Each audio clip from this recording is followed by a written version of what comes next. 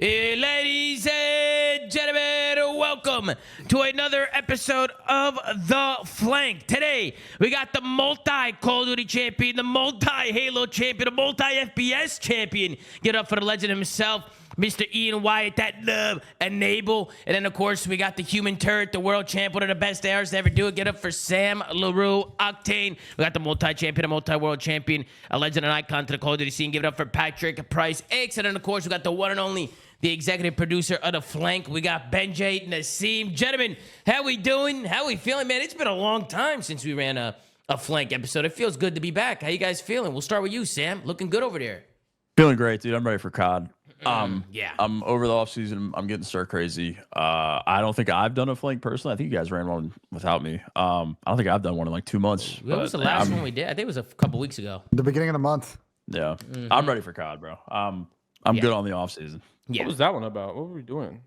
What was that one? It was post beta thoughts. Yeah, post beta. It was our first time looking at the game, so we had like a lot to talk about. But it's been a while. Obviously, we've been kind of waiting for a lot of the roster mania to kind of settle out, all the rosters to get settled, and that's what happened. So we're gonna have a good episode today. There's been a lot of updates, a lot of dev updates, a lot of news that we haven't covered since the last episode, and we're gonna be doing a tier list today and talking about all these rosters as well, since they're starting to get a little finalized here. But before we do that, let's go around the table, man. How you doing, Nub? What's going on? I'm doing great, Tom. Doing great. Looking good. Had a man. little nubathon. That's why I look like this. Okay. Got the nub chops. You know what I mean? The hair's blonde, but being good. I'm excited. I'm with Sam. I'm ready for COD. Hopefully, Black Ops 7 is the one. Yeah, I mean, that's what everybody's saying, right? That COD is back and that it's the one. I mean, people say that every year, but does it feel different this year, guys? Does it feel different? It does to me a little bit. I have more hope. Yeah. I got more hope this year. How'd the numbathon go, Ian? Was it good? Yeah, it was good. It was good. It was Went great. well enough to look like that, right? Yeah, So. yeah, that was great. Yeah. Absolutely. Well, good to have you, Nub. You're going to be seeing Nub a lot more this season, so it's always a pleasure, man. So knowledgeable and so handsome. And, of course, we got the one and only Patrick Price down there. Pat, I must say, the background looks phenomenal per usual, Pat. It Phenomenal. looks good, right? It does look good. Bro, it's like when you Still go looks take like a those proof of life professional video. photos. Oh, I just realized my neon sign's not on. Let me turn that on.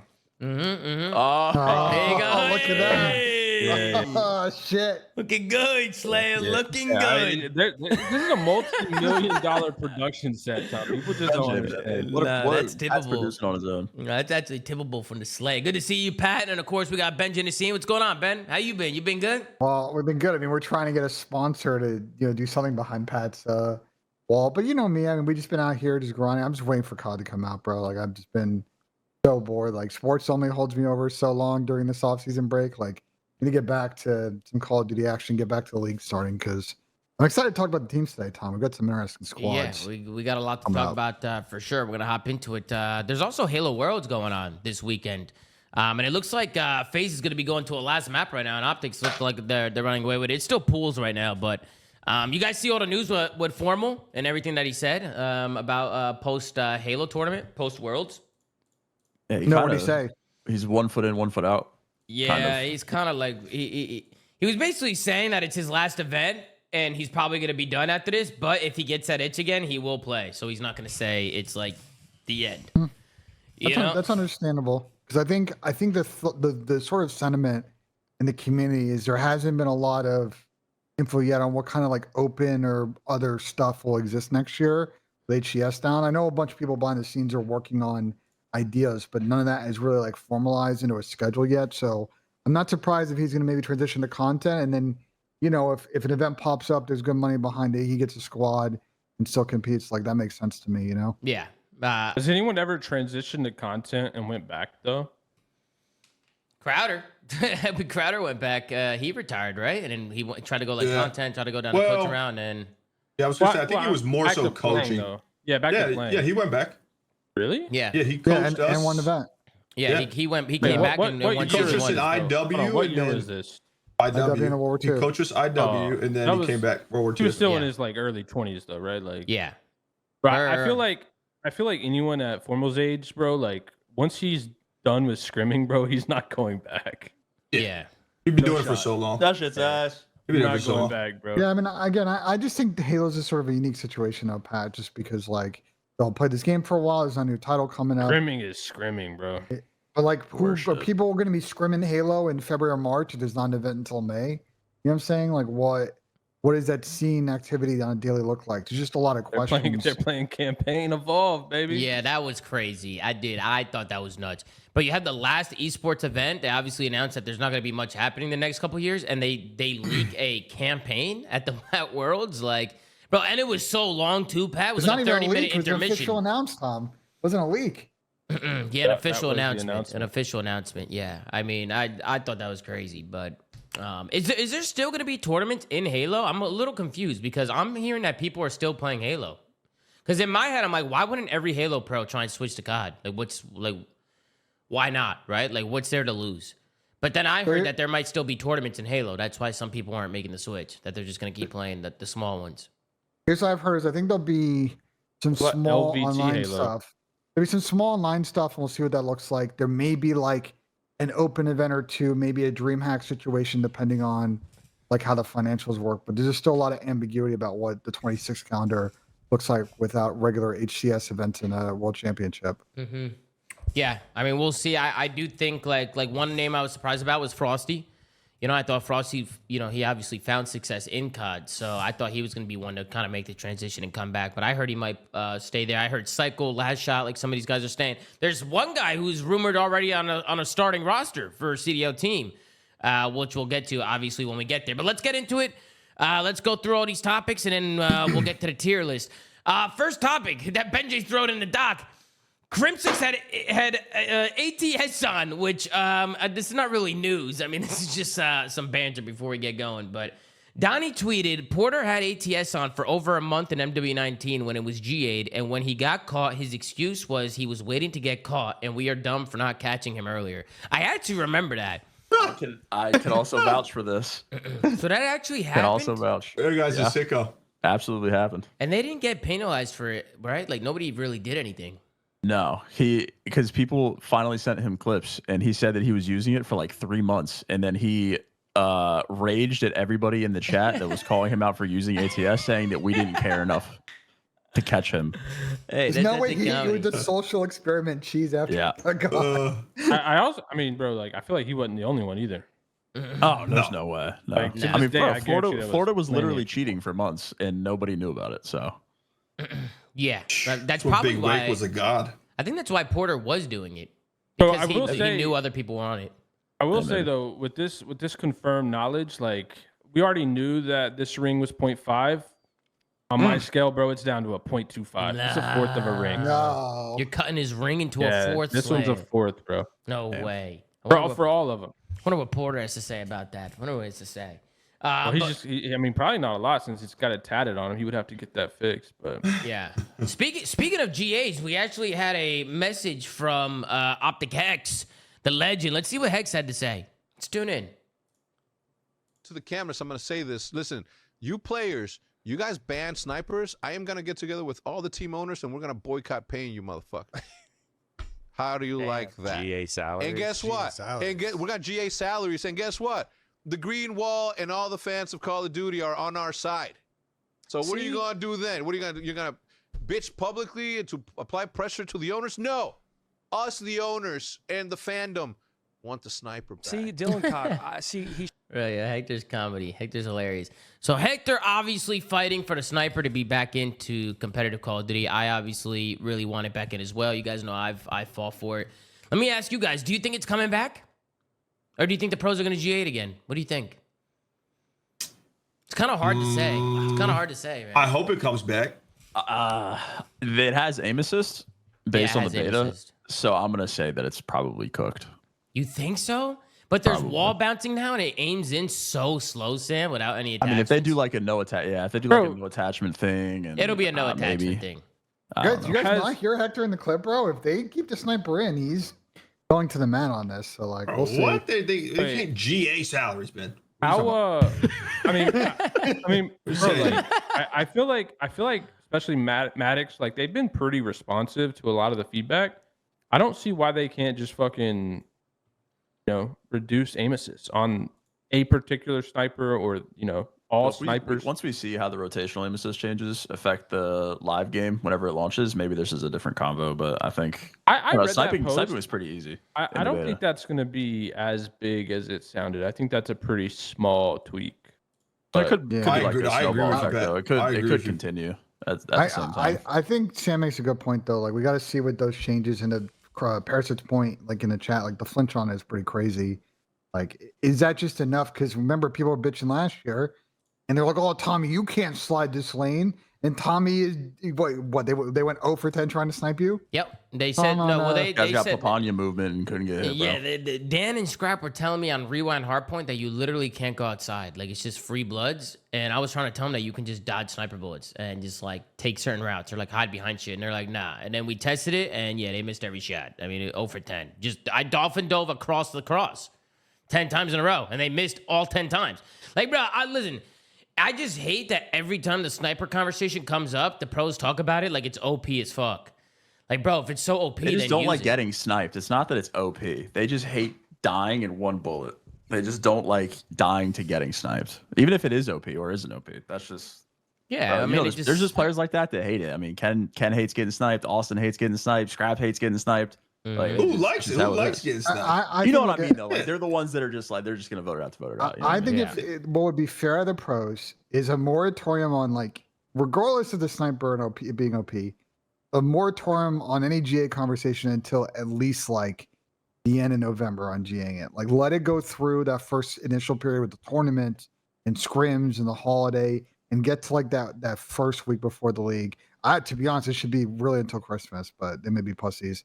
And then at that point, like if it's really busted after those first 2 weeks of the league, which we're expecting, 2 online weeks in December, then yeah, like then we can have the combo. But like they try to ban it, it's going to be a whole thing. No, As I it is every actually, year when they tried. I actually agree with you because the sniping last year when they tried to use it at the beginning of the year, I was asking around a couple teams, and the sample size of scrims was from like the amount of like S&D, like genuine S&D scrims that they played with a snipe was like 2 on average. They played like 2 S&D sets. Yeah. You also And can't take that ban the seriously, neither, bro. is there SME, good- like in practice. And it's just like at that point, you're like, bro, we don't even know pre-nades yet, and we're fucking GAing snipes. Is So there good Yeah. smoke grenades? Actually, were there Well, in smoke? the It beta, wasn't there in the was no beta, so we smoke. don't I don't think there was Yeah, smokes in the beta. Which I don't know. Is that going to be like that in the real game? Like just no No, smokes? there will be No, there's smokes in the game. Yeah. Okay. But are they good smokes? That's We don't know. We Well, don't know CS because they smokes. weren't in the beta. Yeah, we don't know. CS level smokes. I think that'll matter a lot though. Like, because if you can, that's another thing. Like, if you can go back to running 2 smokes in search, like assuming you can fucking throw them normally and they bloom normally, like, I don't know. I mean, Like, even I'm bro, gonna be even honest, if, Pat, I even think if there was I think one it- ways, I think they should be. I don't give a fuck. Just for I- S&D. I think as much as it does matter, I also think it doesn't matter. I just think to the point that's been made in this call, people just don't like getting sniped. They just bitch and moan after the first time they die. They want to get it out. Like we just want to see the pros just sit there and try for at least a split to make it work. If it's clear to everybody, but no it's one busted, ever then liked okay. getting sniped though. Like that was never a fun thing. Yeah, but at least you guys cared about keeping the game fun and exciting and No, like we just want competitive. little. Now we're just a fucking pussy. just Well, want it wasn't little-ass easy, and it kids, was a bro. genuine risk. We're And in the little ass kids era. the maps think- were better too, though. Like I think the biggest thing, real quick, Ian, I think the biggest thing about snipers being viable is the viability of the secondary as well, which I think Yeah, that like people don't pistols really tough. talk about because of the pickle. If the pistol's ass, then sniping pickle. is like the pickle. If the pistol's ass, then sniping is infinitely worse. But like in games where you have good secondaries and you can snipe without getting punished, or like once you're not sniping anymore, you just have to bait. At that point, that's also another conversation where you're just a super soldier because you can hold down a lane by yourself, assuming you're not missing, and your pistol can get an entry. Yeah. So I don't think the That's- pistol was that strong, to be honest. Obviously, I don't think we tried every pistol, but I mean, in the beta, they didn't seem like too Yeah, powerful. just wait till you unlock that machine pistol. the Cap 40 was that one was gross. good. Yeah, Cap that 40 one was good. nasty. Yeah, Cap, but if I got a nuke with that Which thing. is fine though. if we got It's a fine. GA pistols, like certain pistols, right, and force that- them to use that shit happens pistols, every I mean, year, that's right? fine. Yeah. I know? feel like that happens a lot. Yeah, I mean, I'd rather GA like broken pistols than the actual snipe itself, right? And then just force players to use like a no attachment snipe with like a pretty average pistol. Just right? have like a naked class, even if you have the pistols in. Just don't allow attachments on the pistol or the snipe if you're getting a snipe. Like just don't Yeah. have any attachments on the class. Period. Yeah.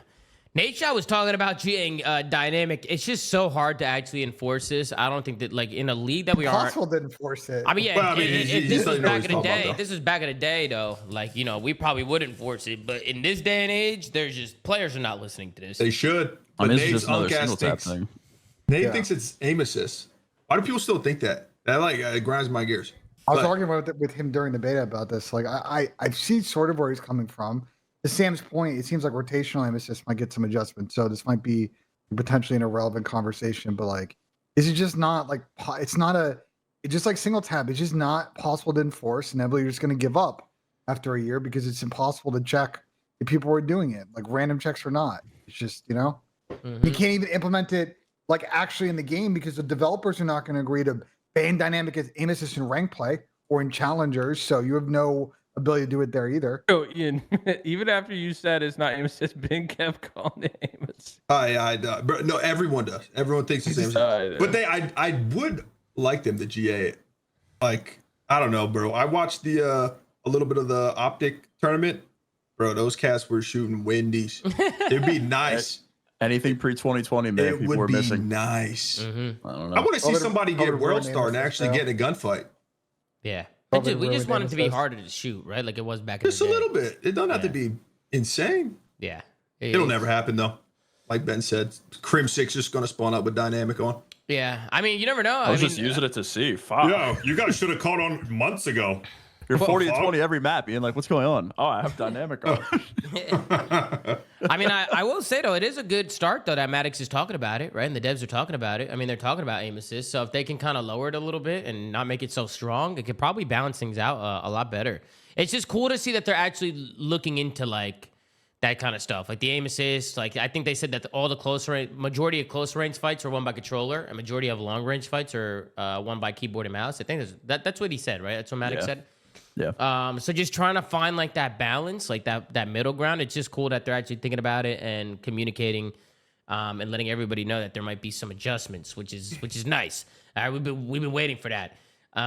Sometimes it feels like we're dreaming, bro. I don't know. They've been really good lately with the communication Treyarch, and the updates. The responsiveness of Treyarch from the beta to now is like as a fan of the franchise and like how Call of Duty has ran like pretty much our entire lives, everyone here, like it's so nice to see them, like how players hold Treyarch, like how we look at that dev studio to them, like live up to it this year. Like this is what the reasoning that Treyarch is like so beloved in the COD community. It's just the feedback and everything that they have done. We're talking about changing fucking aim assist. Yeah. Like that's insane. They're changing Toshin, just like randomly putting shit in map because people were complaining. Like there's just the door changes mid beta. I don't know, man. Isn't it kind of sad though? It's nice. It is, but it's like, It is sad. and I will say, Treyarch has always been the best of all three studios. Like, I think it's Treyarch, Sledge, Infinity Ward. But let's be honest, like it would be a way different story if Battlefield 6 was not 100%. releasing this year, and I think that's still a That's what problem. people in the chat were saying. That's what I said. That's Like what I said. this should be the effort no matter what, bro. And this is 100%. not just Call of Duty. This is any dev studio like communicating with their community. Like I just don't understand why that's not the gold standard. Yeah. But I think to Sam's point, like with Treyarch, it seems like they're open-minded to the community, and in past, say like Infinity Ward. Remember some of the PR pieces that they put out when people were talking about SPMM and aim assist and all this stuff, and they were very adversarial. And Pat, you've talked about this before. Like they would hold the line on what their design vision is for the game, and not be open-minded to ideas once people actually got their hands on the game. I think like Battlefield aside, like Treyarch has generally always been kind of open-minded to that feedback from the community. Yeah. They have been, but I feel like it's definitely kicked They're up a the notch. best, but it's still different. Yeah. Yeah, it's definitely Also, kicked up a notch. also, I still think I know we talked about it. I think during the beta episode, but like, bro, they put out that fucking like 6-page doc about SBMM and like the 2% fucking change in players, whatever. That was my next topic. Yeah. And then to just roll that fucking back completely. Dude, they is had a fucking tweet too, not too long hilarious. before the beta. They were like, I don't know if it was a Treyarch tweet or a dev, but they were essentially like, yeah, this is out of our control. This is like an Activision thing, and like we just can't change it. And then like a couple weeks later, It was in months Battlefield's later, whatever. control all along, bro. I guess. Maybe they took the right steps to get it changed. Like maybe they talked to who they needed to talk to. I mean, I don't really know how that actually happens, Yeah. but Yeah. Yeah, they did. They finally did. Yeah. Yeah, I don't know, but so what's it gonna? So now what's gonna be open matchmaking, right? When the game launches. Yeah, it's the baseline. Open matchmaking. I imagine it's not going to be completely open, bro. Like open was like what we had on X Defiant. I think they're still going to protect the very bottom percent. Yeah, I mean, it Which says I'm fine skill with. minimally considered. So It's much better. You could, you could tell immediately when you switch playlists. Like you would have like 3 normal to like average games. You'd have like one insane, like this is a literal VPN bot lobby, and then you'd have like a ranked game. Like just there was real discrepancy within the playlist, which was nice. So I mean, I'll take it. The only thing, but are they going to have 2 different playlists, or did they not? Like I know they don't said know. this will be standard and default, but No, I they think said standard though, right? Like I think it's just how the game is going to be played. You'll have that and then ranked. so every playlist would be like that. I Every think playlist? so. I'm interested if I could be wrong, but I think so. this I actually didn't know. Did you guys know that Infinity Ward convinced Activision execs to put stricter skill-based matchmaking in? I mean, I didn't notice until the tweet came out, but it's kind of crazy to think about that Infinity Ward was the one that kind of like introduced it. It's not that crazy if you go back and look at the history of what happened at Infinity Ward, though. And I still think a lot of players don't not like What's the obviously history, do better Pat? without. Like, bro, the original founding Infinity Ward team, like, bro, that team got fucking cut in like 70% gone. And this was after MW2, like right before the release of MW3. And then from MW3 to Ghost, it even further reduced. Like we're talking about the OGs who made COD 2, COD 4, MW2, and then there was like that second wave of OGs that stayed that made Ghost and or MW3 and Ghost and like basically left during the IW part.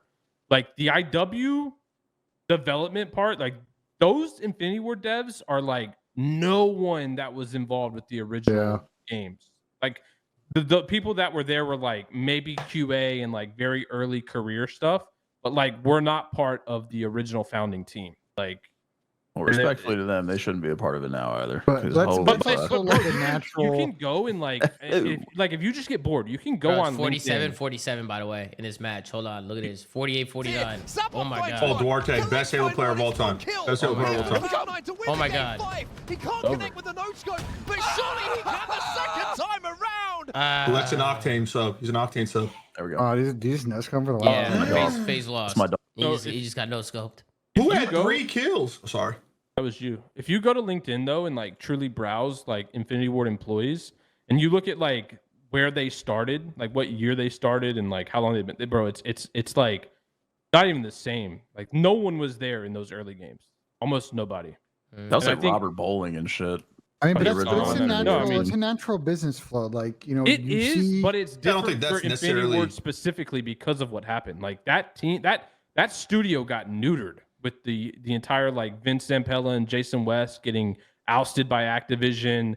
Obviously, a majority of that team going to Respawn, but like that team has just been, you know, pretty much. but that's what happens canceled. whenever a business, and you see it a lot in like professional sports. You know, for example, like coaches in say the NFL, Formula One. Like you see a unit that gets success, inevitably junior people are going to get senior but opportunities it's in a not. different But it's business. not and they're just gonna regular take those. turnover. It's like it's a complete ideal shift. That's my point. Well, because Like, then once a and leadership, that- new leadership is now in place because those people have Yeah, left. but then that yeah. doesn't exist at Treyarch. Like Treyarch has a lot of those original people. Like They got even roots just on the everywhere. Do they, or are engineering you making team, that up though? they have a lot They more do? of the original cast. Or did I mean, new people Maddox just not has been shit there it? forever. Maybe the new people just. Maddox has been there since World at War. Like, Yeah, Maddox has been there the whole time.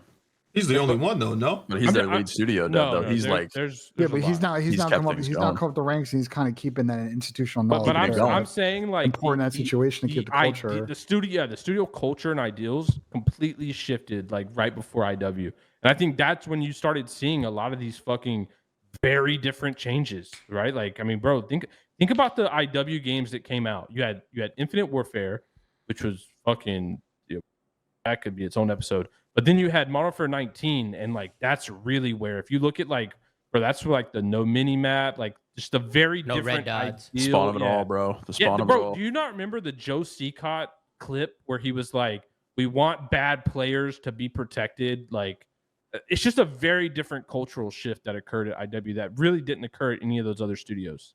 And I think to this point, to this post, like, yeah, this is where, you know, that culture shift happened, and that team IW was behind a lot of these what we view now as super negative changes. So I wait, mean, listen, Pat, hold on. go ahead, Nub. Go ahead. So are you telling me that they're basically the Dallas Cowboys of Call of Duty? Is that where we're going at with their management? It's in worse, their league? bro. Is I think it it's okay? worse. I Just sorry. wish. Is it the Giants, the New York I Giants? wish. Whoa. Call of Duty. Infinity Ward Giants will blew go to it the up. bowl. That's what we need. I need Jerry to get the fuck out It's of not there. the Eagles. I'm gonna tell Unless you we that. get Max It's not the Eagles. Crosby. Unless we get Max Crosby. The Eagles might lose 2 games to the Giants Let's this get year Max for the first time forever. But I hear you, Pat. It's just a case of, look, there's been turnover, but to your point, oftentimes the businesses that have turnover, there's people that are going I'm to not continue blaming the culture. turnover on it though. Like, that's what I was trying to say. The culture keep moving on, and in the case of Infinity Ward, like I think the problem with their culture right now, and it's sort of a product of the COD cycle. You work on a game for 2-3 years, and then it gets in people's hands, and they're not really fucking with your design vision, and you got to decide which way you're going to go on that. I also think you have to attribute like the wrong people getting pushed into executive roles. Like I think Pat Kelly is one of the like got a lot of flack too, but like I mean obviously he's beloved in terms of Activision, but like community wise, like his vision for shit is way different than like I think the core Call of Duty audience would want. What's that like? Is he like a big Milsim guy? Is that where a lot of that comes from? Yeah. But the problem is he went from like head of Infinity Ward to franchise director of Call of Duty. Like I think that's what like his role shift was, which is a pretty fucking big deal. Yeah. I mean, listen, this is going to be a big thing. We'll talk about Black Ops 7 in a sec, but a big thing that, IW and Sledge are going to have to deal with is, Warzone's in a transitory state. Like arena shooters in general is kind of a tough market. Like these are big questions that those studios are going to have to figure out with innovation and new ideas and quality content for people to keep playing and buying their game. Mm-hmm. The problem that I have though with like all this, very open, very positive response to feedback that Treyarch is doing is, bro, like this shit could just be wiped away in 12 year, months. bro. Yeah, it can. Just gone. Infinity War comes in, gone. Yeah, once they realize Battlefield's not comp, it's over, man. It's over. Yeah. Oh. Hey, yeah, it does suck, right? Changing every year, right? You just don't know. Like you can take steps forward, but then it doesn't really matter, right? If you take 5 steps forward one year and take 10, I think 10 we're 2 steps for back the 3 next though. year, it's chalk. I think to Pat's point, like I think we're 2 for 3, bro. I love Sledge. I love what they did with MW3. I thought they were a phenomenal competitive studio for that season. I think MW3 was great, but it's just like, again, the IW thing just really worries me. I agree with you, but I think Sledge got lucky because of how fucking bad MW2 is received. Like that game was so fucking awful. Like anything would have been it good. can't be any worse than that. They had to make every possible good change. Like that game. Yeah, and they killed it with the late game content. Like that was the key thing that year. There's a bumpy start, but then once they pumped stuff in the spring, like it really stepped up. Mm-hmm. But let's talk about some of the changes. Obviously, Maddox came out and spoke about some of the adjustments they made. Some things on the list: ADS and dexterity changes, aim assist adjustments, ladder footsteps, new slide tuning, perk distribution updates, new perk combinations, and faster mantle speeds. I think the one thing that was interesting to me was the perk system. They moved some perks around, right? They moved some things around. Scroll down, Tom, in the thread. They're all there. They're in the thread here. Oh yeah, you're right. I didn't even see all this. If you had looked at my notes, it was right next to it. W notes, Benjay. W notes, Benjay. I got your notes up. I got them up, Benjay. You're good. But what do you guys think about some of the changes? I think I was glad to hear that they got rid of the movement thing with dexterity, because I felt like when you play the game, if you didn't have dexterity, it was cooked. Like it just ruined the experience. So that was a big change. And then also just the perk system I thought was a big one, because I think they were trying to balance it out a little bit and try and move some things around. I'll try and pull them up right now. But what did you guys think was like a big one for you guys? Like what was a big change for you guys? I think, I don't know, the perks probably, just because you can run flak tac now. They're not in the same category anymore, which I don't even know if I like that they moved. Is that an insane take? I don't. Which perks does in it particular? Does it require agreed? Like no, you can run flak tac without. Yeah, now. I don't like that. That's what I'm saying. Like I don't know if I like. I mean, I might be. I don't know. I just enjoy choice. Like I want differing things. Like I want punishment within the class creation. I want options. You know what I mean? Like everyone running around with flak tac ninja, you're just a super soldier with no downside. Yeah, but you can't run flak in. Gonna make S&D worse. And lightweight, right? And they're both. I don't know the perk categories off the top of my head. I just know they're separate That ones. doesn't really matter in Totally search. agreed. That still kind of ruins search. Yeah, I think the key thing is if tech, like the way that this could really get bailed out is if tech mask, like EMP meta is like really big and like that, is a consideration people have to have. I agree with Sam. They may still further yet tweak this. Like we all agree. I think the dex change is probably a W, right? Like, which is a default ability in the game now.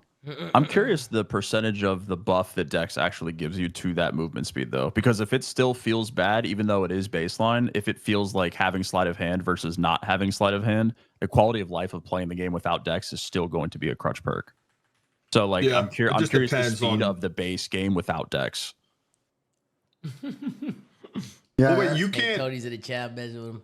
Hey, Tony, you're going to be some gifted to watch the flank, Tony. It's all good. Go ahead, With the perk changes, though, can you run what you said, Sam? Can you even run Flak Tack and Ninja without having perk read? I think you can run Flak Tack. I don't know. I don't remember what the category Ninja was in. Because I don't know. You can run Flak Tack. Because Flak was 1 and Tack is now 2. That gives you, well, if you can run all 3 without perk read, then that may not be that. S&D won't be that bad. You either don't have a fucking stack gun. I don't know. Actually, it may be ass the more I think about it. I just like having to make the choice. Well, I think the good thing is, Sam, is if it doesn't work, if it doesn't work, they'll fix it, right? I mean, they'll Ninja was 1. Okay, so Ninja was 1. So you would run like Ninja Tack. Yeah. Like, I think there still may be some choice involved. Yeah, I mean, I'm not think saying the ability to move. I just like the one we're getting nated is like that's the trade off they're going for right now in comp. It's like you're either gonna be able to move with some pace, and you might get one nated, or you can just kind of tank shit if it becomes sort of a mixy, situation. I think the overall, not really addressing the changes. I think just the sentiment again, like kind of touching back where we were before. I think that their willingness to receive community feedback is like, I just love the way that they have been from the beta. They have 2 dev talks out. They've changed literally everything about their game that people have talked about or desired. I don't know, man. I got nothing but positive things to say. I hate to be that guy. I hate to be that guy though. But we know what it's like. No, I get that. But doesn't that rub you? Doesn't that rub you the wrong way though? It does, but at the same time, like I'm a cuck for COD. So if I'm gonna get a better product for it, I'm gonna play the game regardless. I'm just happy that it's fucking good. I don't care how it got there. At least the game is good. Yeah, I don't give a fuck if it's because of Battlefield. Yeah, Thanks, I know, Battlefield. but it Appreciate it. I mean, I don't know. Maybe I'm just being a hater, but it's just like, bro, this is something that could have just been done. This goes to show you. I'm not disagreeing with that. 100%. I'm not trying to get political, but this goes to show you in our society, like competition is going to breed innovation and breed like people trying to put out a good product. Like when you had a situation that COD had for 4 or 5 years, let's be honest, there was no competition. It was essentially a monopoly over the fucking arena shooter market. How is that political, Benji?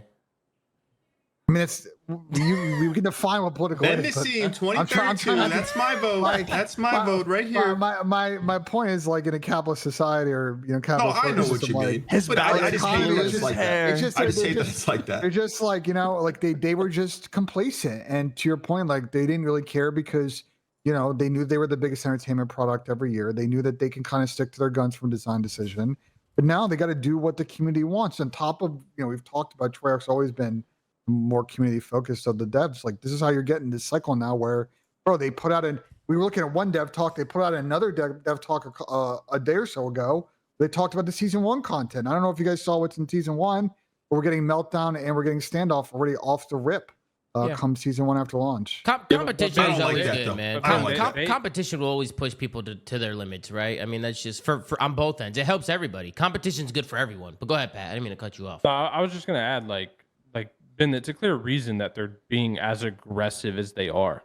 There's a new Heisenberg. They would not be being this aggressive to that blue sky, my boy. Look at that clear blue sky. That battlefield blue skies in the air. I know one thing they're not worried about though, and that's fucking campaign evolved. Dude. That's insane. Don't even talk about that. That's disrespectful. That's disrespectful to the game. Yo, speaking of, what was the slide tuning all about? Are they speeding it up? Like, what are they doing to the slide? Slowing it down. Oh, they're slowing it down. It's the opposite. I think so. Oh, interesting. They're slowing it down, but compensating with mantle speeds, I believe. Okay. I have a question. Yep, go ahead, Nup. The question, because for me, was the aim assist, right? With the rotational aim assist. Mm-hmm. Do you think it's really going to do anything? Because from what I've read, my understanding, it seems like it's not going to really have any effect. Like, very minimal. And people were gassing it on my timeline. Minimal. I think the initial one could be lower, but the fact that the conversation started and they're making the changes, I think it could turn into something down the line. Like if the first you change think isn't they enough, progress it? yeah, potentially, yeah. Oh, okay. Yeah.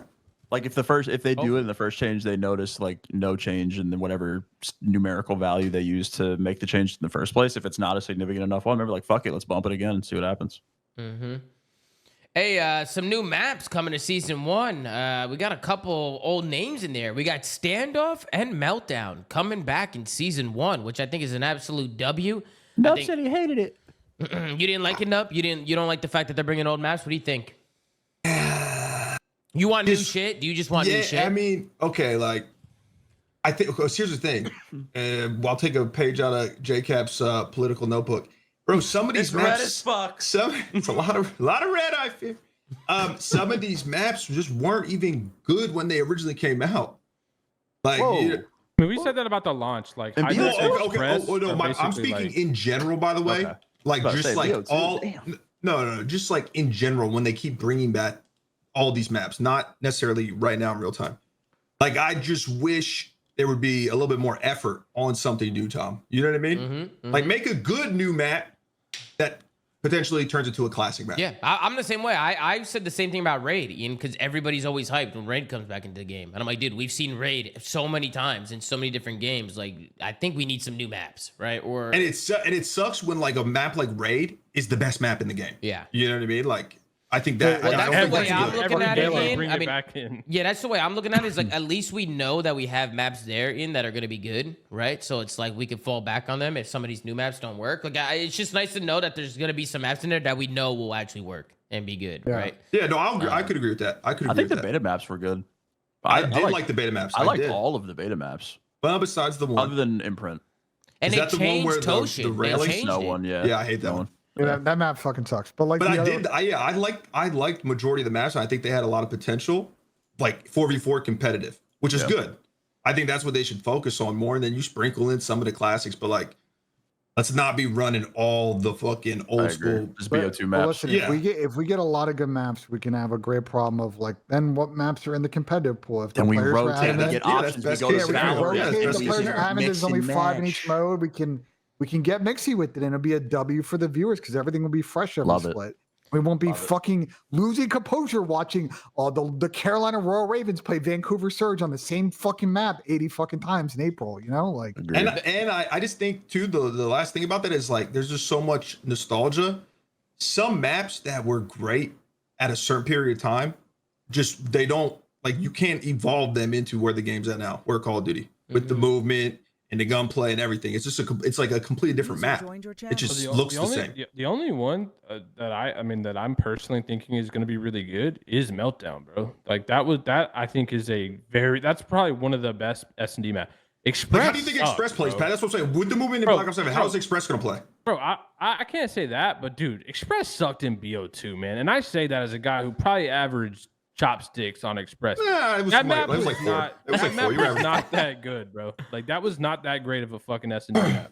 Is that Duarte? What's up, Duarte? Yo, by the way, that Toshin change, that's all me, by the way. Yeah. I was gonna say because Benja, you actually didn't put that in your notes, Benja, but it's okay because I'm a professional. I seen that Toshin got, and this was something that was talked about. I know Duarte, you talked about this. I know Tim the Tabman, people were talking about this, that there was no way for the middle of the map. Like this whole bus station side of the map or whatever the hell it is was completely cut off from like the mid map and like the other portion of the map. Like it just felt like at times like almost like 2 different maps.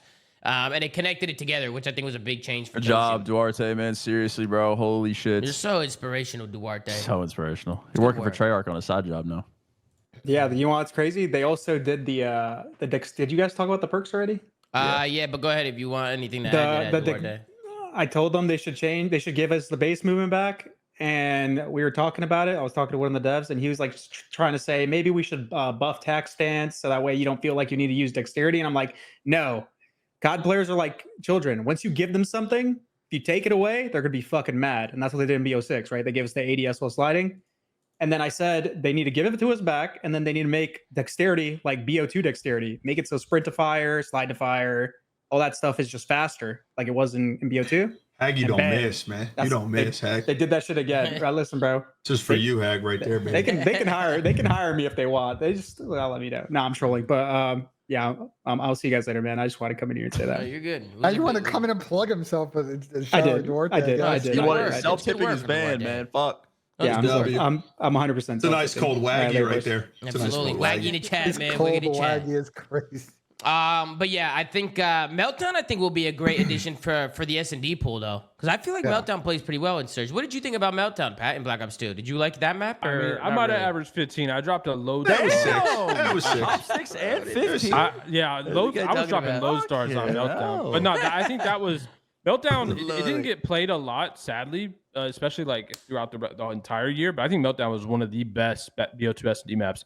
I think Express is pissed, and the problem with Standoff, bro, especially the size of that map and the pace that these new games play at, I really don't think Standoff's gonna be as good as it was in BO2. That's like the one. Didn't they change they didn't change the proportions on some of these old maps, or are they like literally exactly the same? They usually don't. Most of the time, they maybe like add a thought I saw route or something two, that or like they're- open up a corner. You know what I mean? Like they might open something up, but like Yeah. the map itself is usually very similar. Well, we'll see with Express and Raid. I would have Is this rather a- saw 'cause- Yemen instead of Standoff. They, though. they said those were like.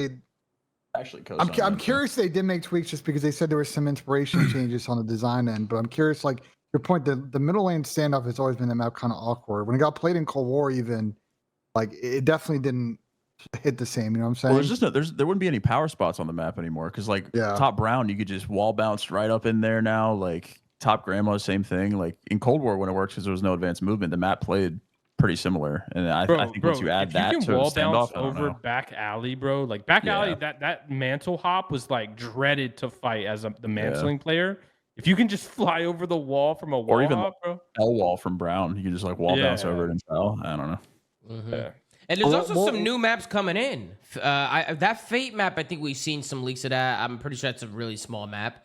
But what about Utopia and I mean, I don't even know how to say some of these. How do you say these maps?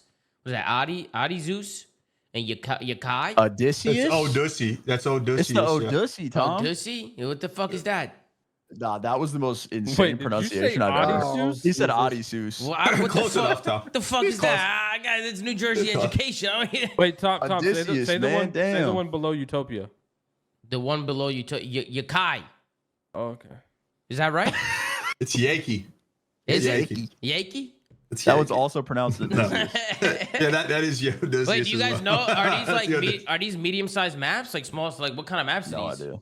we, No we clue. don't know yet. They could be obviously. good. I mean, they could be good maps. I mean, we don't They even cooked the know. beta, bro. I Hopefully. got faith. They The cooked the beta beta with maps- all the original maps. We're good. They were good. Bro, you know That's what they were good for? I think hypothetically is search. They all seemed like good. Even Imprint. I thought like potentially Imprint was a good S&D map too. Hey, Adi Zeus, I don't know, bro. man. Yeah, Adi I'll Zeus. show you an Imprint. Yeah, Adi I'm Zeus gonna might show be you. crazy, bro. I don't know Problem if with it's true, Emperor's just but the middle of that map is just- Chemical said it's Vertigo from BO2. I don't remember Vertigo. That's the That's Counter construction Strike. like Yeah, that's Counter Strike. Oh, from Yeah. BO2. Never played it. And even playable at launch. We didn't play all these what maps map in the is beta this? either. The maps that are at launch, like Retrieval, Paranoia. I mean, some of these maps we did not play. Den, right? We didn't play Den. nah. Am I drunk? This was a BO2 map? But It's a to- DLC to- map. But To the point that we talked It's a about, lot of like, maps, bro. Pat, I remember the conversation we had on the show like 3 or 4 episodes ago about Raid, and I brought up the point like when we had seen that multiplayer trailer. Like, are you just gonna be able to jump on just random surfaces now? Like, how will Raid play if you go pool and people are just gonna fucking high bounce off the wall from from middle map going down the fucking stairs and just chow you high? They can literally chow high on the guy like top fucking like bedroom. So I'm To curious. go like, on that too, Ben, if they do I'm make curious how those it's gonna changes, play. if they make changes, right, to kind of adapt to the movement, the map could suck now. Like a map Yeah. that was good. It could not just be a horrible map. The one thing I'm curious about with the wall bouncing is going to be like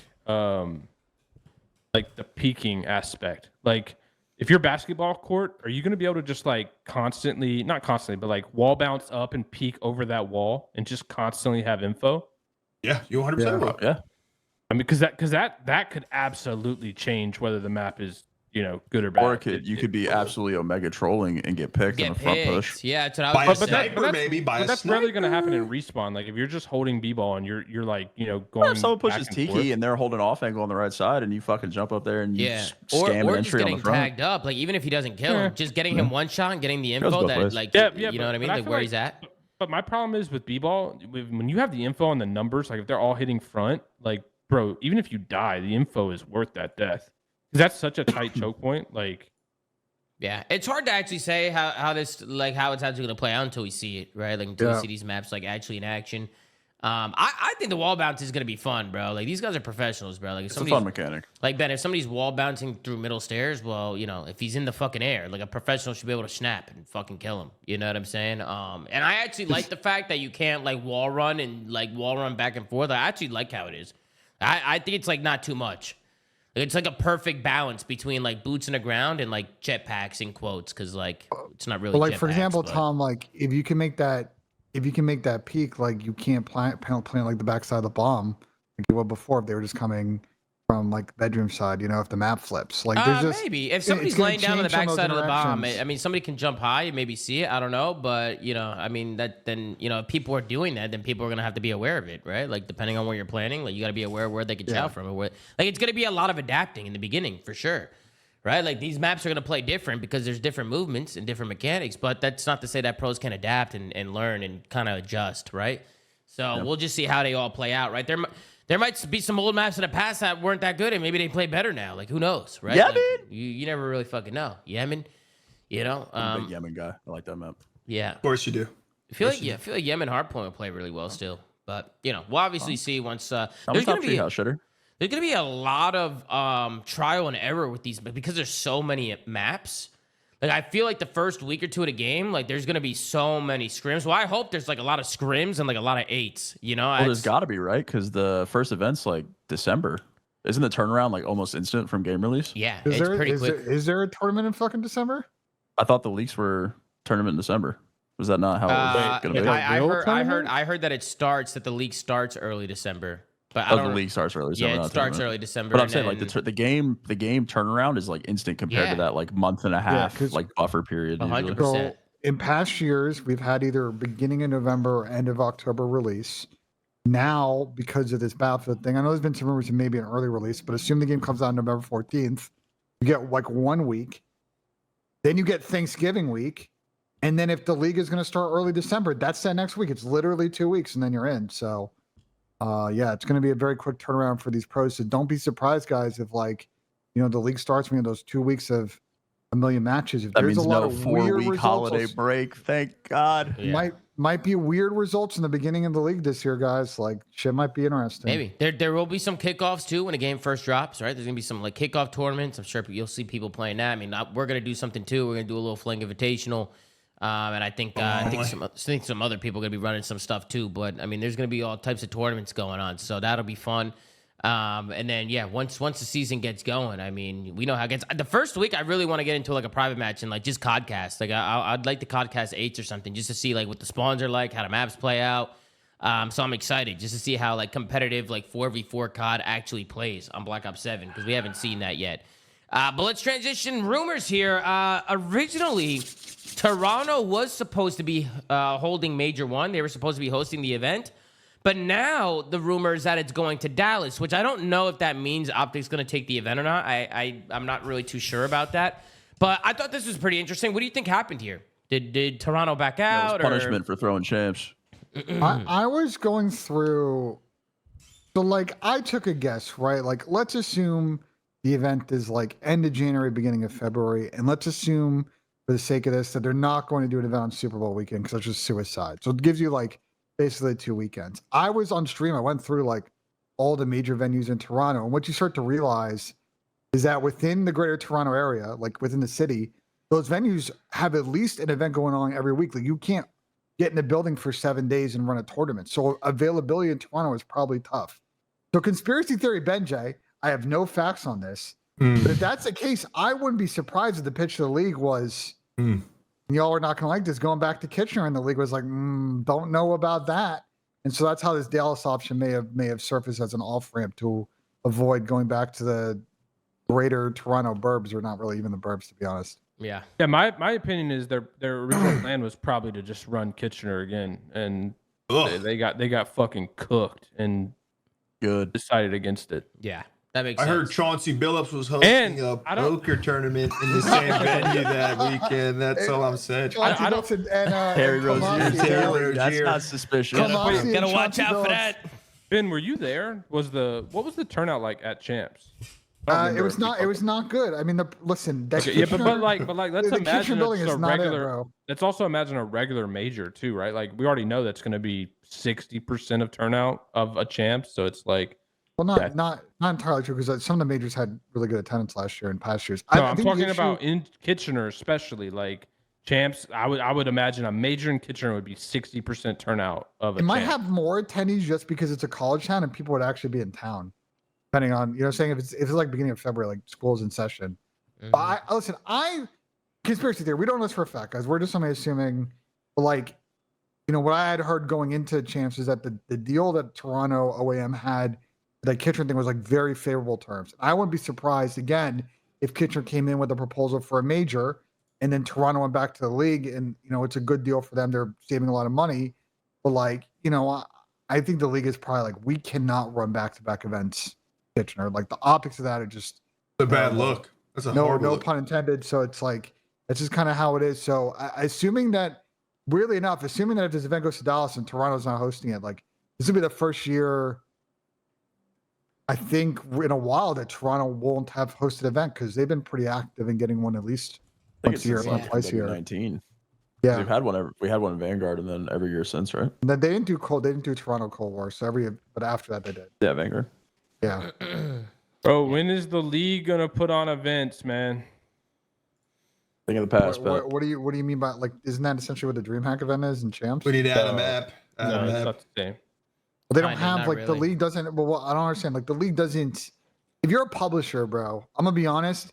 Like the event production business for a publisher, like there's no reason not to vendor that out. Like there's no reason to hold all this gear, all this full-time people, like all that overhead and all of that like capital expenditures is just not worth it. I mean, they could still vendor it out, but it should be a league sponsored event. Like, bro, isn't that not what fucking DreamHack was last year?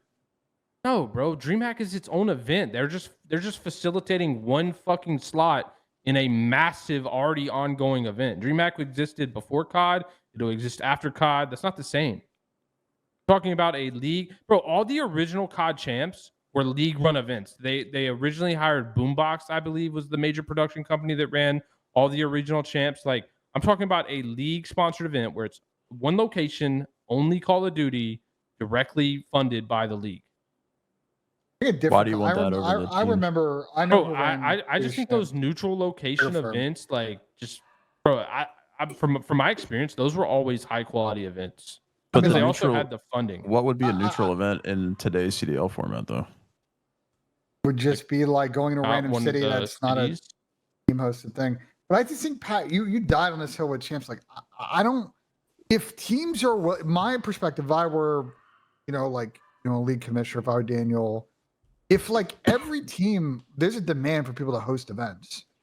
Like I don't know why if you weren't the league, you wouldn't satisfy that demand. If there's a team to fill every spot in the calendar, including champs, why wouldn't you just say yes? Like because then they're going to be more incentivized to, act in that market, bring in sponsor partners, do cool shit, innovate. Like otherwise, the league's just going to, do what they normally do, and it's just not going to be like the same premium experience. I don't see the.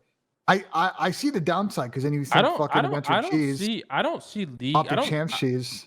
Bro, hold on. I don't see a world where a team putting on an event in any fucking world should be able to put on a more premier experience than the publisher of the game, who is spending way more money than any fucking team could ever afford to do so. Like, I don't think that's comparable. It comes down to, again, really comes down to money because like some of these team events, I know because I was on that side of the event production, like some of them are willing to spend a lot of money for pizzazz. I'll give you an example. I know the event didn't happen, but I will go to the mat that if the Optic Chicago event happened, that was legitimately going to be the greatest major in Call of Duty history. The things that they had planned, the stunts, the the songs they would have played, the way the walkouts would have been done, like the ways in what they were going Just say the to. songs they would have played. They had, bro. They spent a lot of money. They were prepared. They were gonna play. They were prepared to do some crazy shit, bro. Some insane shit, bro. I don't doubt it, but that still is not even a drop in the bucket compared to what Activision can put on. Bro, we've seen some of and COD XP is a bad example, but like the scale at which the events that they have the ability to put on are not even comparable to what any CDL franchise could do in their wildest dreams. In a way that people would care about, to be honest with you. Guys, it's not a knowledge problem, it's a money thing. They're not. Look at Riot, bro. Riot's willing that's my entire point. Riot's willing to bank a venue for a month in order to do this shit. But that's my entire point. That's my entire point. Like, Activision does not back their esports the way that other tier 1 publishers do. And that has always, and maybe not has always, especially now, is a huge problem, bro. And it degrades how official this product is and the league is as a whole. And it's why Call of Duty is not in the tier 1 fucking esport category. The only thing we have is a fucking boatload of fans. But in terms of the quality of the events put on and the product as a whole, it's just not even fucking comparable to that of Valve, Riot, fucking you can go on and on, bro. Like, it's just not comparable. And that's the problem that I have, is that if Activision is serious about esports, which we clearly know at this point, like, they're pretty much not, they should be putting on fucking tier 1 events, and they're not, and it's fucking pathetic. We've talked about this a lot, so I recommend if people are curious more on this topic. We did an episode with Adam Apicella about years ago at this point. We really went into this topic in depth. He kind of explained sort of why this is and what would be a really good solution to get to sort of what Pat's talking about. Do you remember what he said? I mean, basically, his it was a lot. Yeah, like, it was a long episode. To what Pat was basically like, align the esports more with the marketing end, right? Look at the amount of money and resources that get thrown to like the game launch every year. Like, be in that same bucket and that same strategy. It's going to unlock a lot more, not just like capital, but also a lot more like cross promotion and like collab opportunities with other Activision things going on, even within the Call of Duty world. And you can put on like way better shit. It's one of many things they could be doing. For example, like Xbox should be sponsoring fucking challengers. That seems like a no brainer, you know? I mean, shit, with they're just giving away their Speaking fucking of challengers, platinum games for free, bro. I don't know if Xbox might be wraps. Speaking of challenges, ladies and gentlemen, Dylan Cott is back. He is back. How long has he been gone? Since Cold War. Since Cold War. Yeah. He's I think he played a little bit of Cold War, right? And then I think that's kind of when he just stopped playing. Obviously Dylan Cott, probably one of the best players in Black Ops 4, and then he kind of just went off the face of the earth. We just didn't know where he went or what happened to him. There's a lot of rumors going on Dylan Cott's name, but he did come out on video and say that, a lot of people were just saying a bunch of shit that wasn't true. Obviously, who knows? I don't think it really matters. But what matters now is that he's back and he's looking to play, and he's looking like that. He's playing with Belfast Storm, which is the Challengers team, which, by the way, Challengers are going to be popping this year. But I also saw you put in the notes that Hector was talking about maybe building a team with the Halo guys and Illy, which I think would be really cool. I mean, the more people that get into Challengers, the better. Obviously, we're going to be having I'll have the Stallions team with Los and Vals and FaZe. So we'll be running the Stallions, and we'll be hosting tryouts for that because rumor on the streets that Lurks is getting picked up, which means once a Stallion, always a Stallion, and when you go to the Stallion, man, you go straight to the CDL, man. So, we're going to figure that out and build a roster. So I wouldn't be shocked if the roster we build, they're all in the CDL by the end of the year. So, we got to figure that out. But what are you guys' thoughts on Dylan Cott, man? What do you guys think? I mean, he was gross. I haven't seen him play COD in I haven't seen him play years. COD in fucking forever, bro. Like, is this guy still got it or what? That's what I found out. Yeah, how old would he be now? Right, he was young in Black Ops 4, right? I mean, he was. I don't think he's that old, bro. He was almost on our team, Nub. Let me see how he old was. They said he was moving like Jesse Pinkman, man. So who knows what's true or what's not? What's that mean, though? Well, next question. I don't know. I'm excited to see it. He's 26. He's 26 years old. He was born in '99. I would love to see a good comeback for Dylan Cott. I would love to see that as well. I would love to see it. I got nothing against him. I don't think he makes it to the whole year, bro. You don't think? You don't think so? I think he calls it before the year's over. Really? It's like just like a last ditch attempt. He's just Yeah, I mean, saying. I think this is just like a fuck it. Like the game looks okay, might as well come back. But a 5-year hiatus, like I will say, What if he's been grinding low key though? I mean, maybe if he's fucking been playing, but bro, I just 5-year hiatus of not playing COD, like Hands are fresh. Hands are fresh. I will say, Pat, like the one problem with UCOD right now is a lot of the top players have come over to NA because they're now pros. So like the mid to bottom tier of EVO Elite was like not particularly great last year. There are a lot of new players that were in result of that. So like if Dylan can get or build a good team, like he will be in the mix as far as EU Elite all season. And then it's just a case of like continuing to develop again to a point where by the off season, like he can get a CDL offer and come back over to this side of the ocean. So Ben, that org hasn't. It's just him, right? Like they haven't said any other players. I don't think so, Chad. I haven't seen a lot of challengers team get announced. But does his team like have a squad yet, or they're still working through it? Sorry, what team? I'm pulling up the roster. Also, the Belfast. It's challengers. The rosters are going to change. I don't know what the hell the Belfast roster is. I just know Dylan COD's on there. When's the last time an international player got signed to the CEO? Like from on an NA org. On an NA org? Well, Belfast isn't an NA org, are they? I mean, C9 are literally signing Afro and fucking Beans, are they not? Trakes is on Miami, but I don't know. You don't There are a know lot of that. EU. Go look at this. There's a lot of EU players on this list. Well, Cloud9 apparently is Beans, Afro, right? Mac and Vivid. That's the rumor right now. Yeah. I mainly meant from the visa aspect, like because we were talking about that before. Like, Yeah, mid-season European pickups are fucking cooked. How many orgs are committing to that? I feel like that's You got to pre-fire that shit now. yeah. That's what I'm saying, bro. I don't think he'll get the opportunity, and I mean, I just think it's worthless. Yeah, but if he the trailer comes out for MW4, yeah, I'm good, guys. Y'all have fun. if you run EU challengers, play like decent lands because you're on like an EU God squad, like you can make some okay money, and then you see what happens in the off season. Like I don't think it's out of the world that if Dylan is pretty good in EU, like he will have people wanting to team with him when all these teams shuffle throughout the year. Like it's not impossible. I mean, if he somehow he's about to be in the FBI sting. Ooh, man. Blue sky. If he's as good as he was in Black Ops 4, I think it just depends on how good he looks. Who knows? He could be absolutely dog shit nowadays, or he could be great still. Yeah. We just don't know. We haven't seen him play, and we won't know until we actually see it, right? But and Liddy don't got no teammates, man. Fuck. Don't nobody want to play with Liddy. I don't want to play with Liddy, man. Fuck. Yeah, Liddy, I don't know what's going on. I don't know if I'm brain dead because that could very well be the case. No, it's like Craze's team, right? But I'm trying to search for Craze. Yeah, I'm trying to search for Craze, and I can't find it. It's fucked right now? Okay. I'm like, no, it's Craze. Craze Abe works, right? No, I don't think it's Abe. No, Abe is on Surge, isn't he? With Gwyn, Litters, and Legend. Geo and Slasher. Oh, Geo, that's what it was. Geo, that's what it was. Geo, what do you guys feel about that roster? How do you feel about it? It's Slasher and Geo, which I'm guessing are going to be like the AR duo, and then you have Lurks getting up there with Craze. What do you guys think about it? It's a weird group of players put together. What do you think about it, Tom? This is your propaganda doing its job. Well, I'm happy that Lurks is getting a shot, but it's a team game, right, Sam? I mean, Lurks is not going to be able to just do everything himself, but I do think Lurks is a good player. I think he's got some players around him that can help him. I just don't know, like, as overall as a team, like, it's just a weird team.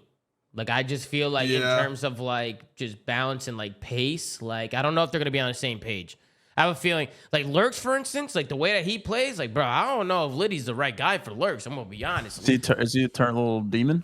I just don't know. Like, Liddy's got to make sure that he's, like, I don't know, bro. I don't want Lurks to be micromanaged where, like, when the year starts, they're just telling him what to do in every, like, Lurks needs to do him, right? Like, you need to let him get comfortable and do his thing, and then obviously, you teach him things along the way so he minimizes mistakes and gets better. But I just don't know if they're gonna see the game eye to eye. Like, I don't know if Lurks and Craze are gonna see the game the same way as like Liddy and Geo, and maybe they will. Like, I don't know. Like, I have no idea. It's just a weird team.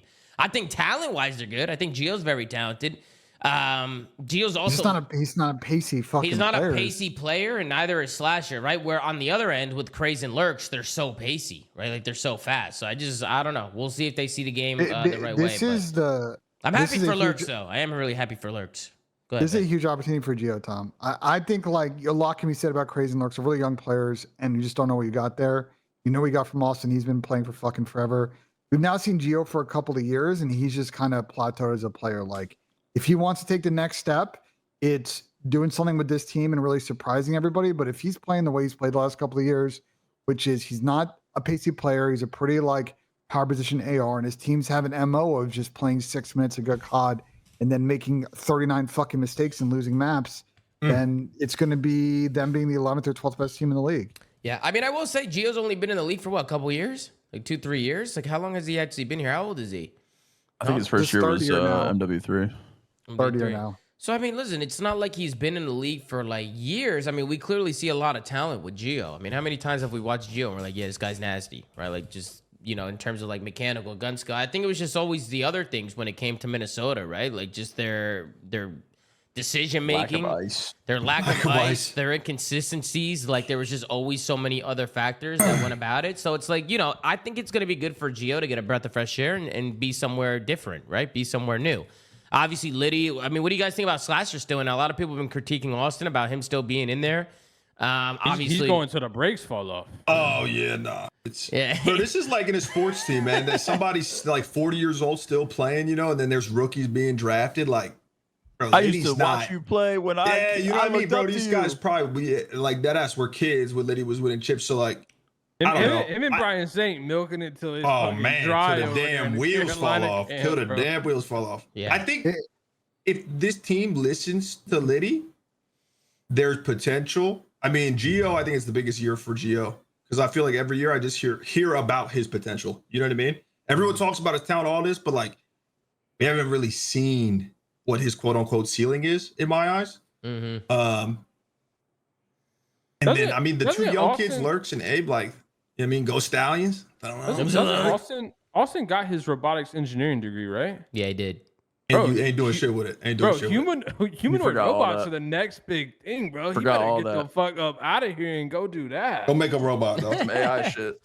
Doing some fucking startup, Austin. Go cash out. Get the fuck out of this. Some AI robot shit somewhere and just this team might out. be the last. This team might be the last dance, not only for its brand, because I think there's an expectation across the league that you know this spot will be in someone else's hands by the end of the year. But for Austin, like I don't know what the next step is after this. Like this is just. I mean, we'll get the tier list in a sec, but it's like that Pablo Escobar meme, man. Don't nobody want to play. All of Liddy's friends don't want to play with him no more. That's fucked. Yeah, I mean, he in an empty pool, man. He just I mean, I'll be honest. This team is a rough team on paper for Liddy. Someone in the chat called him Liddy Testaverde, bro. That's good. That's insane. Maybe, I don't know, no, because you have Lurks who's like kind of like a youngin. People don't know much about him, right? Like he could obviously be really good. He could be really bad. Like, you don't know, right? That's kind of like on them. I mean, I think mechanically he's really good, but you know, in a team environment, like I think it might be good for Liddy to be around like kind of like younger talent, like new guys coming up. Like I think that's what he needs. If he goes back to the same bullshit now, which is recycled old players all the time, it's just going to be another mid-pack, another 5th to 8th place team. You know, maybe they have some upsets here or there, and people are like, "Oh my God, they're back." But let's be honest, as the year goes on, like they're just, you know, they're fiddling out and they're not keeping up, right? Like he might look like Carson Wentz on the Vikings, and we've all seen that the last few weeks. Like, it might be good for him, bro. It might be good for him not playing with like recycled people. I do think there's potential, Tom, if everything works out in the best case scenario. Yeah. I don't know. Lurks. But what you never want to look the at best a team case would be this. Need that. I feel like their ceilings, like you got to look at the average day when you look at these rosters. The best case scenario would be we know how Liddy is, man.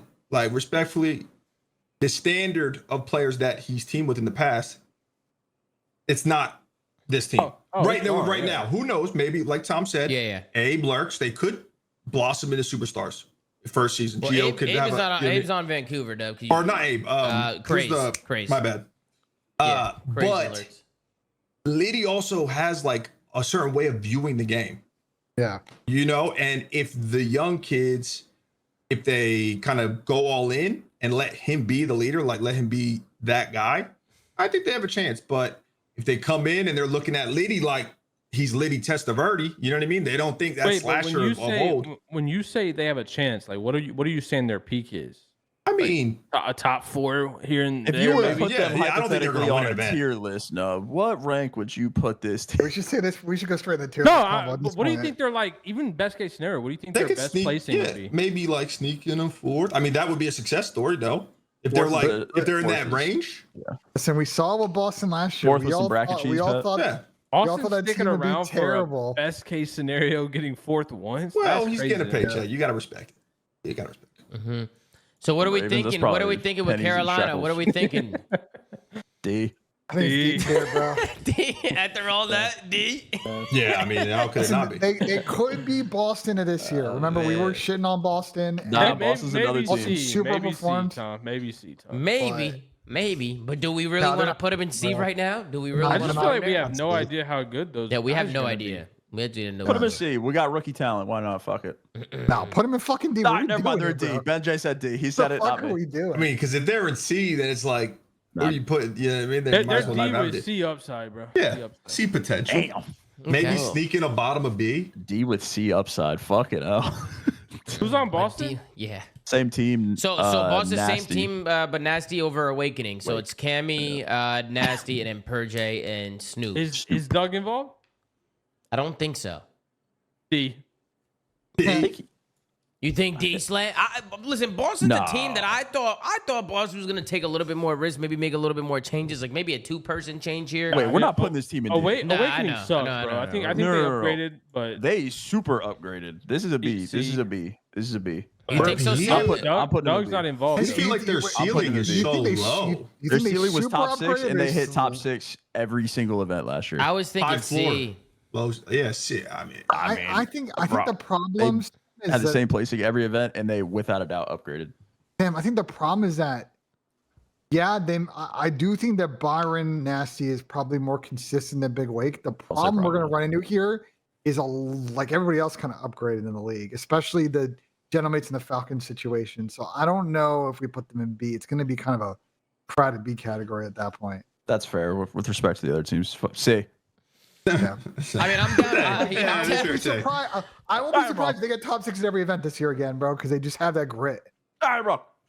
I'm down to keep him in C for now. I'm down to put him in there. And then we have Miami Heretics. Miami, they picked up Trakes, which a lot of people don't know a lot about Trakes, but he was in Challengers. He's very good. He's a very good player. He's Argentinian, I'm pretty sure.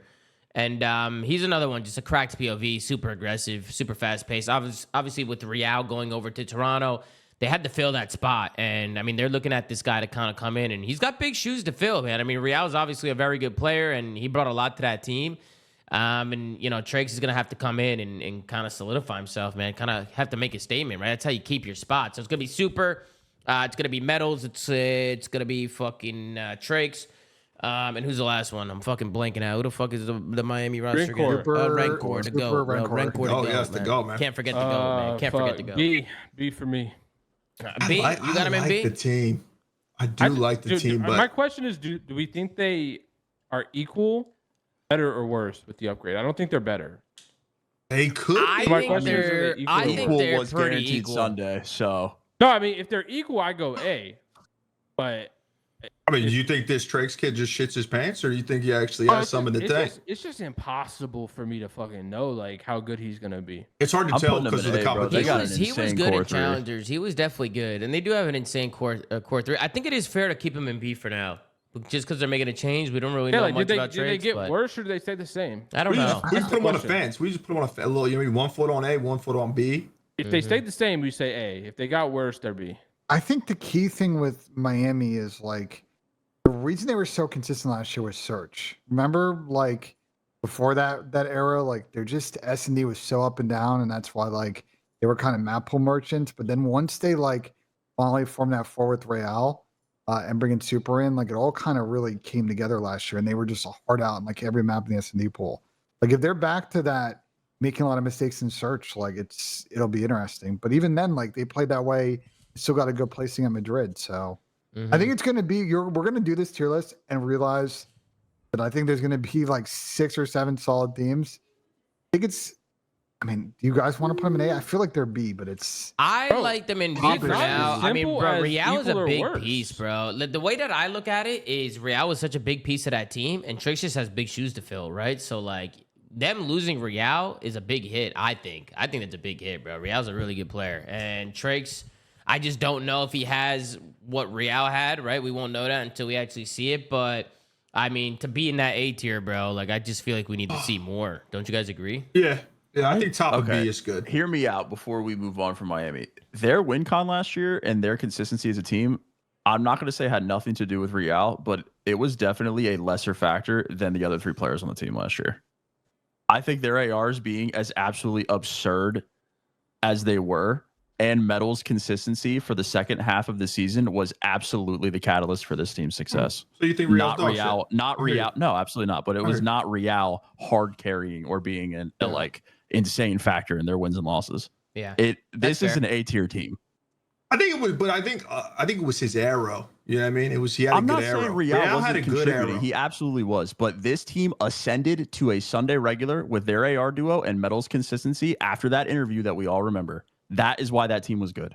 Yeah, I agree with Sam. Would you have him in A, Sam? Would you put him in A? Yeah, I'd put him in A. All right, where would you put him, Pat and Nub? Like, where would you guys have him? And Ben? You guys put him in A, B? I'm pretty set, bro. I think if this kid is as good as Real, they're A. But if there's any doubt that he's not, then I got him B for sure. I would have them if we put them at B, they'd be at the top. If we put them in A, they'd be at the back. Yeah, that's the thing. They're kind of in that in between. You know, that's how I would do it. I think it's super close right now, and it really just depends on how Traix looks and I think top of how B the is team fair. plays with him. We'll keep him top of B for now, and then we'll move some things around at the end, right? We'll put him in B for now. So we went from D to C to B. Now we got the Minnesota Rocker, aka G2, right? What's their roster? Can you show me? So it's gonna be Mamba, Skies, Estriel, and Krem. Oh no, D. You already all that here. I'm gonna be honest, bro. I don't like that roster, bro. I don't That's like a that roster. bad. Yeah, that's how do Rocker keep putting together these just like what is going on? I don't know. That team looks like ass. I don't like it's just such a weird situation all those players are in, and the org is just.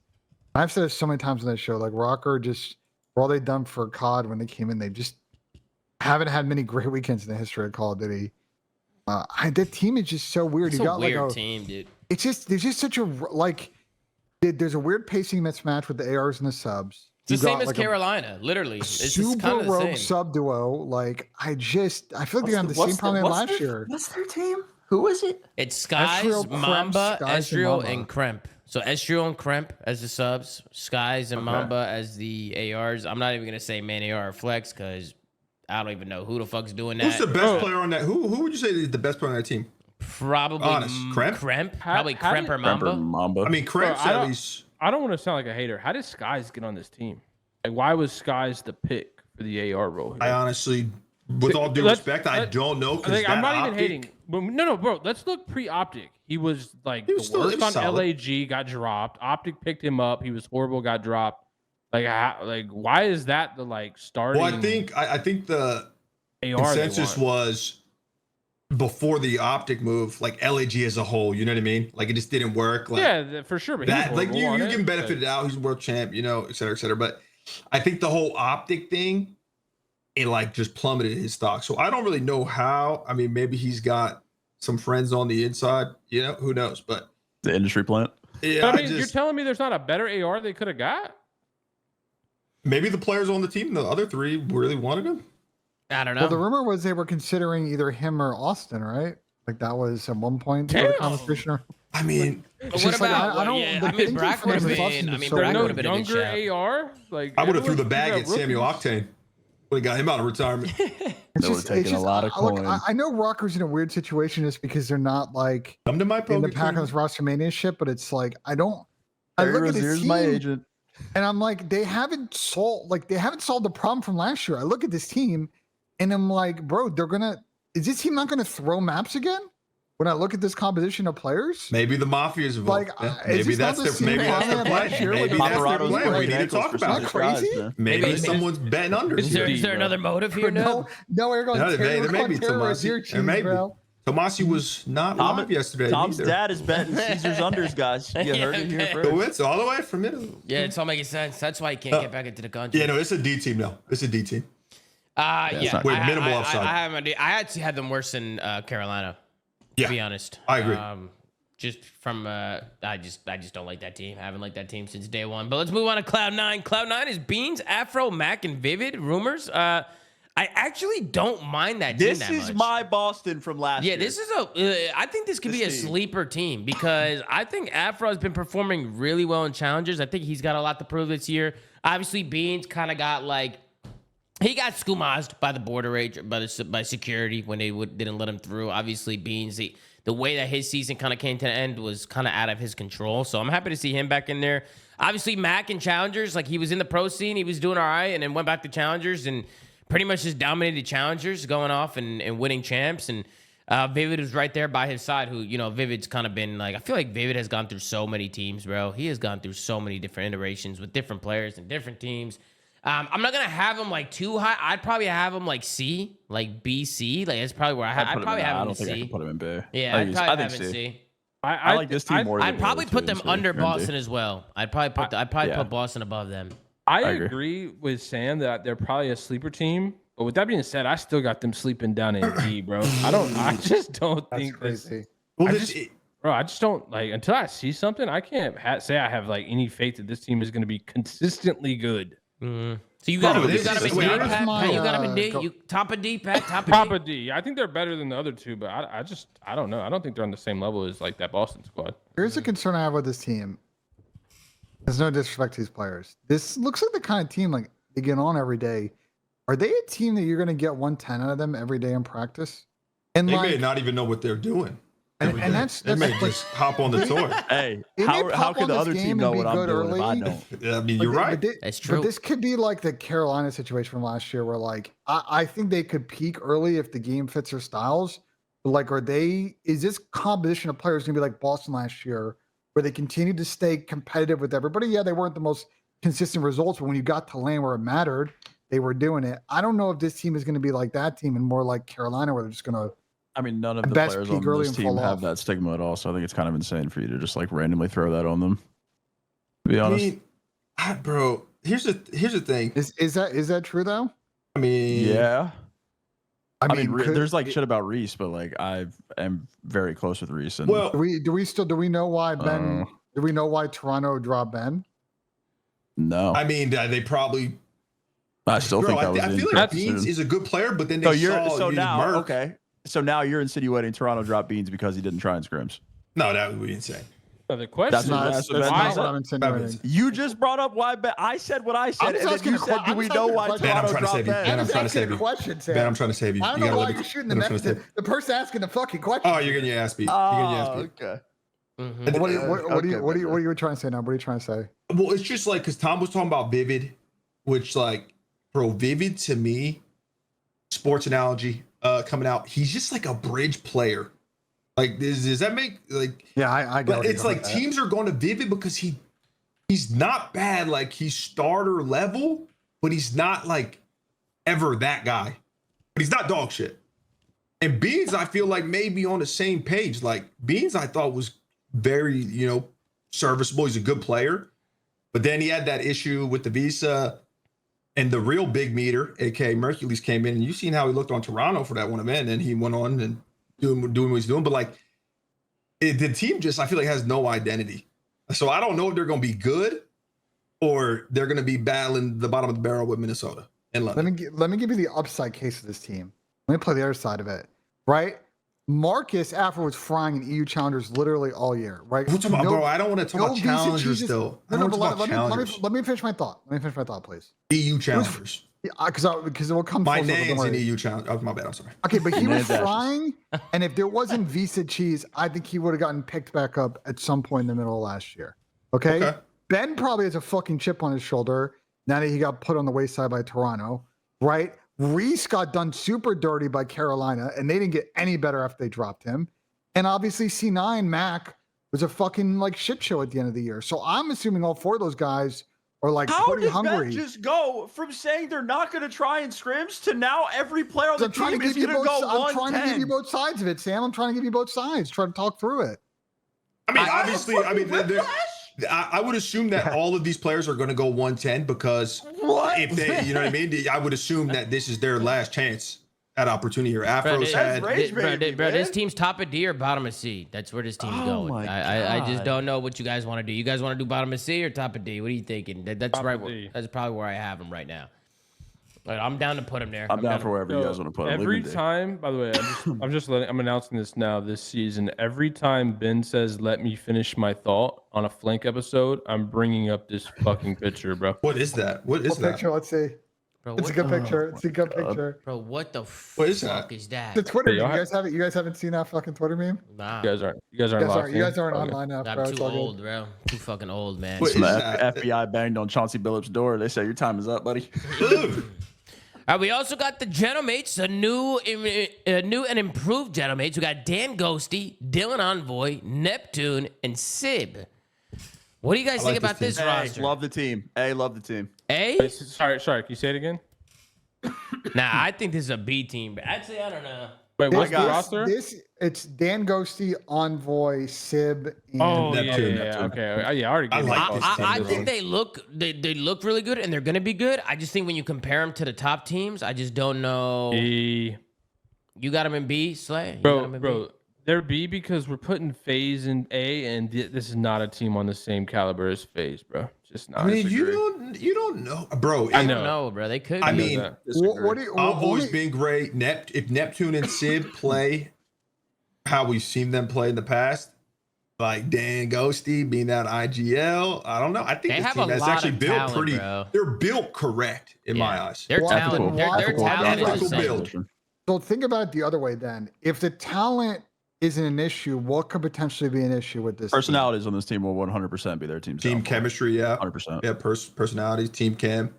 Do you think that potential then range of outcomes because of that would preclude us from putting them in A, right? Because we're trying to project, or do you think that's just hard to predict? Bro, hold on. I think Sib is good, but like I genuinely can't remember the last time I watched Sib have like a great series and like been like wow by it. I feel like he's been super average for a while. I think Dan is solid, but him and Envoy are both coming off being like not weak links, but like the worser too. So it's like now they got to step up into being like powerhouses on this roster. I just don't see a world where this team is like in an A tier fucking. The best player on this team is Neptune. Yeah, the he's the only that's reason best that player. they're even in the conversation. Yeah, He's the I only- think Neptune, he's like you fucking see Neptune on the consistently good. roster, and you're like, okay. The other three is like, I mean, But bro, who Neptune's the knows? only person. I on the just team that like their hasn't- play styles. I feel like their play styles actually could bounce off one another. Yeah. No Diddy, very well. Because you have Neptune, kind of like the guy just, the entry fragger, just getting aggressive. Dylan's going to be taking routes, right? And you're going to have Dante just playing like that aggressive flex, just slaying out. Like, it makes sense, right? Dan Ghosty leading the comms, kind of leading over the troops behind him. Right, I agree. I think team chemistry is going to be like the make or break for this team. I think on paper, they obviously look good, but... if they're not seeing eye to eye, they don't got good chem, it's chalked, right? Like, This is a team, teamwork though. makes the dream work. Exactly. This is a team where they need to start out good.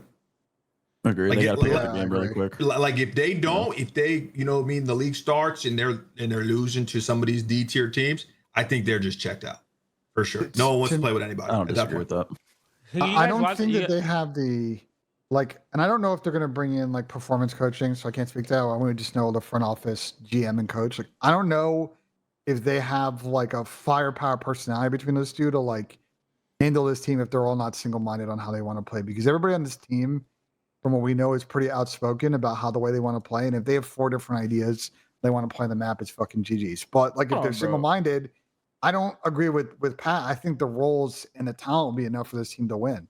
I don't think the That's not the talent's enough. issue. Bro. How are we going to say this team is better than Miami, bro? It's just not an equivalent talent team. That I say have Vancouver Miami last and year. Pat. That's true, No, Pat. bro, That I is think true. Would you Miami's not- would you- fine. That's I just true. have Compare this team to Genomates below Vancouver. them. Compare this team to Vancouver last year. Would you say that they're equal in talent? Honestly, no. No, in come last year, no, not really, bro. I don't Like know what worse y'all or see. better? I don't know what y'all see in Sib, bro. Like I haven't seen Sib play that good in a long time. I thought when Sib came Well, what in is the a league, long I time? thought What he is a was going long to be time? good. It was a long time. Their Like, team last year couple was years, ass. bro. Their team was ass. last year. My opinion of Sib is I had high expectations for him as a player when he came onto the scene, but like I just haven't seen him live up to that. I mean, he was filthy. Oh, when his duo was Pred, was he not? I mean, bro, and he had Lamar. He had Lamar Beatty. I could have as the been general? filthy if I had Pred. No, and I was okay. on Lamar. We're not you know what about I mean? to sit here and discredit that. Okay, We're not okay. about to do that. I could have been filthy. Listen, in that. Dante's- We're not doing that. Last year was Dante's worst year as a pro. Like, this is a big year for him because I'm sure he's got that C9 team was irrelevant, literally irrelevant all year. The only time they were relevant is when they were bitching and moaning about getting server cheese in the beginning of the year. Outside of that, like they were an afterthought in the CDL. and so is he. And I think he's got a big chip on his shoulder this year. He's going to come in and have those series where he just doesn't fucking miss. He's just holding down an entire lane, an entire map by his fucking self. And if he does that, then yeah, they'll be good. But if it's back to the same thing last year where he was super up and down map to map, and your point didn't find a fucking series, then we're going to have a very tough conversation about him as a player and where he's at stock-wise right now. How are we not judging them off of like the entirety of last year? Like that's all. Like I'm not judging someone off how they are 3 years ago. All agree. I mean, players don't have a down year, talent, but he's got to prove it this year. No, players don't have a down year, and then they change their their scenery and they bounce back. That's not a thing. I don't feel like that's been a thing. No. Nah, that's definitely nah. People definitely be bouncing back. Was that not a thing? Would say even we talk about Austin when Austin got fucking booted off of Thieves, had a solid year with LAG, and like a decently solid year with fucking FaZe. Like, did that not work out for him in that situation? Bro, like it's Austin is. So if you're bad 1 year, hold on, bro. Did you just say he had a good year with FaZe, bro? He wasn't bad. Bro, I mean, any one of us could have had a good year with FaZe. What are we saying, bro? Like, but what about Kyler? The point. About Kyler going from literally a player on this team did that. Bro, Kyler's Neptune is the best example. Yeah, but that was a game thing. Bro. Well, he may be good. He may be really good in this game. He may be really good. I was dead last in the league for 2 years and won champs a year next. What about that? That's a good point, Sam. That's a good point. So right now, 5v5, way different. I do agree though. I don't think we could put Genomates in A over Miami. Like I think they need to be in the same tier because I think Miami's better, like clear cut better than this Genomates team. Would you guys agree? Like Sam, I think it's close. Even with fucking, I would put them on today. I'm high on them. I like the roster composition. Personalities could be a problem, but I think the way this team was built, the way that I expect them to play with each other, I think it's a really good fucking team. What do you mean by that? What do you mean by that? Shut up, man. Let's make shit weird. It's LATGs. It's all good. LATGs. Yo, Nub, where would you have them? In B or A? Bro, they're not better than Toronto or Vegas. And those teams are both going A. Yeah, but they could still be on the same tier as those guys. But that's the problem with Genomates, bro. I think what's stopping us from putting them in A is they can be anywhere between S and fucking D. Well, as a team. But so same like, about Falcons. If we go that route, every team could be what ifs. No. Them what do you mean? Look at the top teams. Look at the top teams. They could be a bad game for them. Wait, who do you have more confidence? The most variable, bro. Who do you have more confidence and consistency in making a Sunday between Toronto, Vegas, and then Genomates and Heretics? Genomates is the last LS. I definitely don't have Falcons in A, bro. I agree. No. Falcons. Falcons. That's what Pat just said. Didn't he just say Falcons and Toronto going A? I said Vegas. He's hitting the yak. Live on stream. You don't even know what he's talking about. He's got Falcons in A. Who do you got more confidence making a Sunday? The Falcons or the Genomates? He's off the yak. Hold on, I the said Genomates Vegas. for sure. Vegas. He said Vegas. He said Vegas, Cats. I thought you meant Falcons. My bad. Y'all drunk. Maybe I'm off the yak. Don't worry, we're gonna make that mistake so many times this year. I'm off the yak. I could have sworn he said I thought I saw Falcons, bro. I thought he said Falcons, he said Vegas. man. I said Vegas. He slipped a Riyadh in there. I heard that. No one said Riyadh. I don't even know how to pronounce it. The issue we have here is, listen, and I hope people that watch this episode understand. Like, none of us are sitting here and saying that Genomates is like a mid-pack team, because like I think there is a world where this team could get on the server early and be very much a championship contender right off the rip. But like they could also just self-sabotage, just hate each other, and just like the Genomates team last year, season's fucking over by the end of Major 1. So it's like it's just hard to predict with those factors. I can't like where they're disagree gonna with fall. this.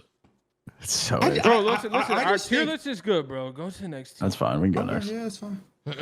Yeah, all right, Toronto. Where do you guys set Toronto, eh? I feel like Toronto, like with the season that they just had. If this guy, bro, Jonas Steves and Real is gonna be such a good fucking duo, bro. It's gonna be such a great duo. Listen, man, I don't want to be anti-Jamie, bro, but I just cannot believe that Nasty didn't end up here. I cannot believe it.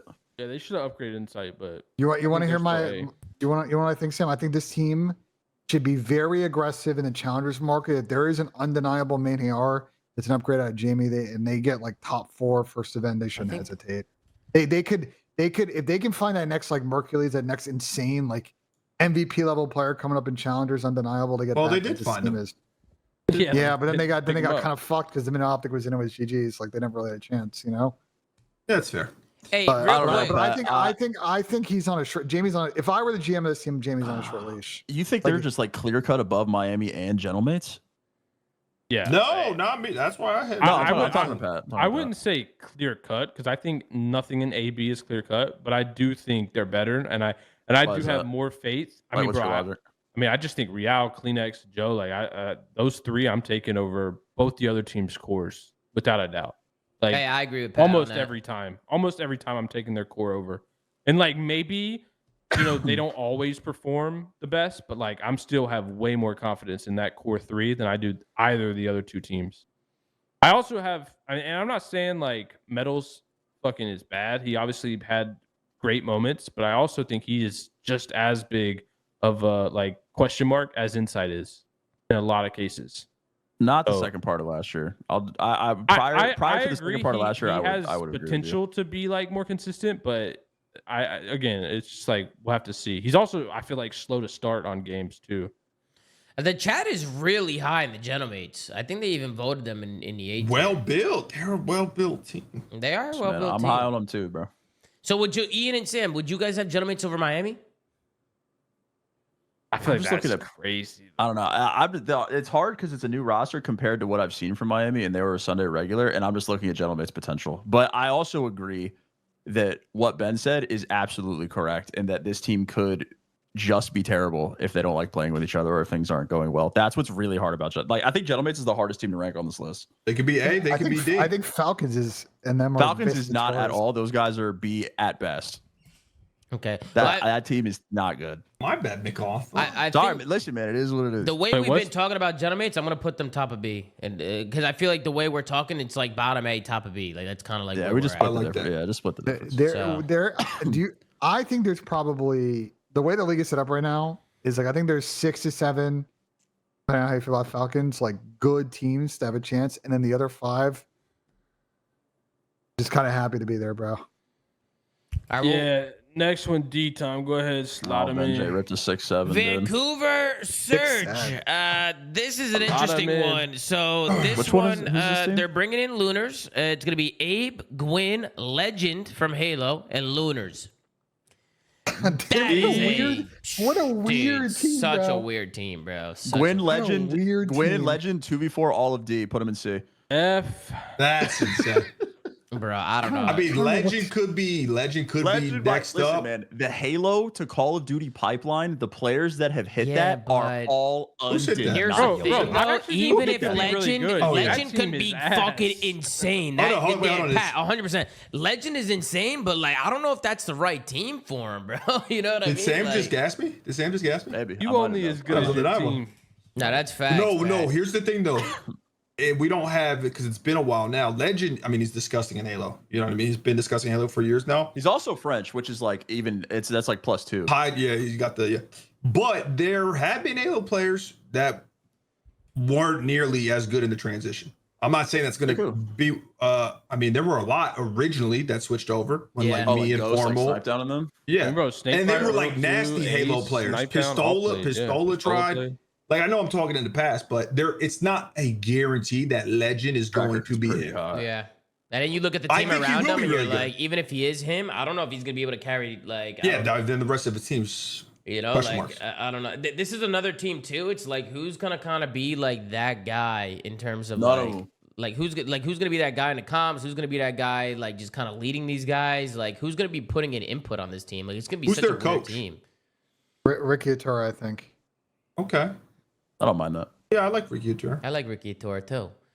Dude, listen, man. If no one else is gonna say it, I'll be a hater, bro. How is Lunars in the? I mean, Oh, man. listen, bro. I'm sorry, He man. played better Somebody's- towards the end. Did he play Somebody's better at gotta DWC? say it, bro. Did he play It has better? to be No, said, no. What Sam's saying is right. He was pissed. Like, bro. When you're in a hell situation as a player, there are moments and there are series and there are maps where we're like, all right, this guy's got it. Like clearly, when there's just you're in a bad situation and you just display your talent and you could just see clear as day, this kid's got it. Lunars had like 3 good maps last year, bro. I'm ripped the band-aid off, man. I don't know. all right, it no, doesn't you're make right. sense. He had everything but it. I don't think he was that good. So would you guys have these guys bottom of D? All behind all these guys? Are they the worst team? I mean, no, Legend may actually be able to. Legend and Gwyn might 2v4D, bro. Yeah, I don't think they'll be the worst team because I think Gwyn and Abe are going to be obviously a very hyper aggressive sub duo. They're obviously very talented, so I think they have a pretty good sub duo. And if Legend comes in and can translate, like I don't think they're the worst team, but I don't know. I'd probably Minnesota's got to be the worst team, right? I think so. Yeah. I think all these team in D are just like inherently kind of flawed. ass. They're just kind of ass. That's Actually, my no, point. they're It's just like, I think they're just full all on ass. just kind of. They're just all happy to be there. I think I'd put them. I think I'd put Vancouver like right here somewhere, like in the middle of D. It's hard to rank these. Vancouver's the hardest. Because Gwyn is a flex. I mean, okay, well, still, first of all, like the roles, there's no main AR anymore. Like for all we know, it could be 3 subs and an AR, or it could be fucking 2 ARs. Like, we don't know how the game's gonna play. Like we don't even know if there's a flex role. Like we don't even know how the fuck this game's gonna play, right? So it's like we don't know what Gwyn's gonna be using. Thank God I retired. I would have got phased out years ago, man. Okay, so if Gwyn's on an AR, they're throwing Legend. No, they're not. They're throwing Legend on subs. I mean, who knows? They could change in the first. You know what I mean? When they all play the game together. Who knows what they go do? I've heard some things about Legend, and I heard that he wanted to run an AR. That's what I heard behind the scenes. I heard he wanted to be an AR. I'd let that guy do whatever the fuck he wants.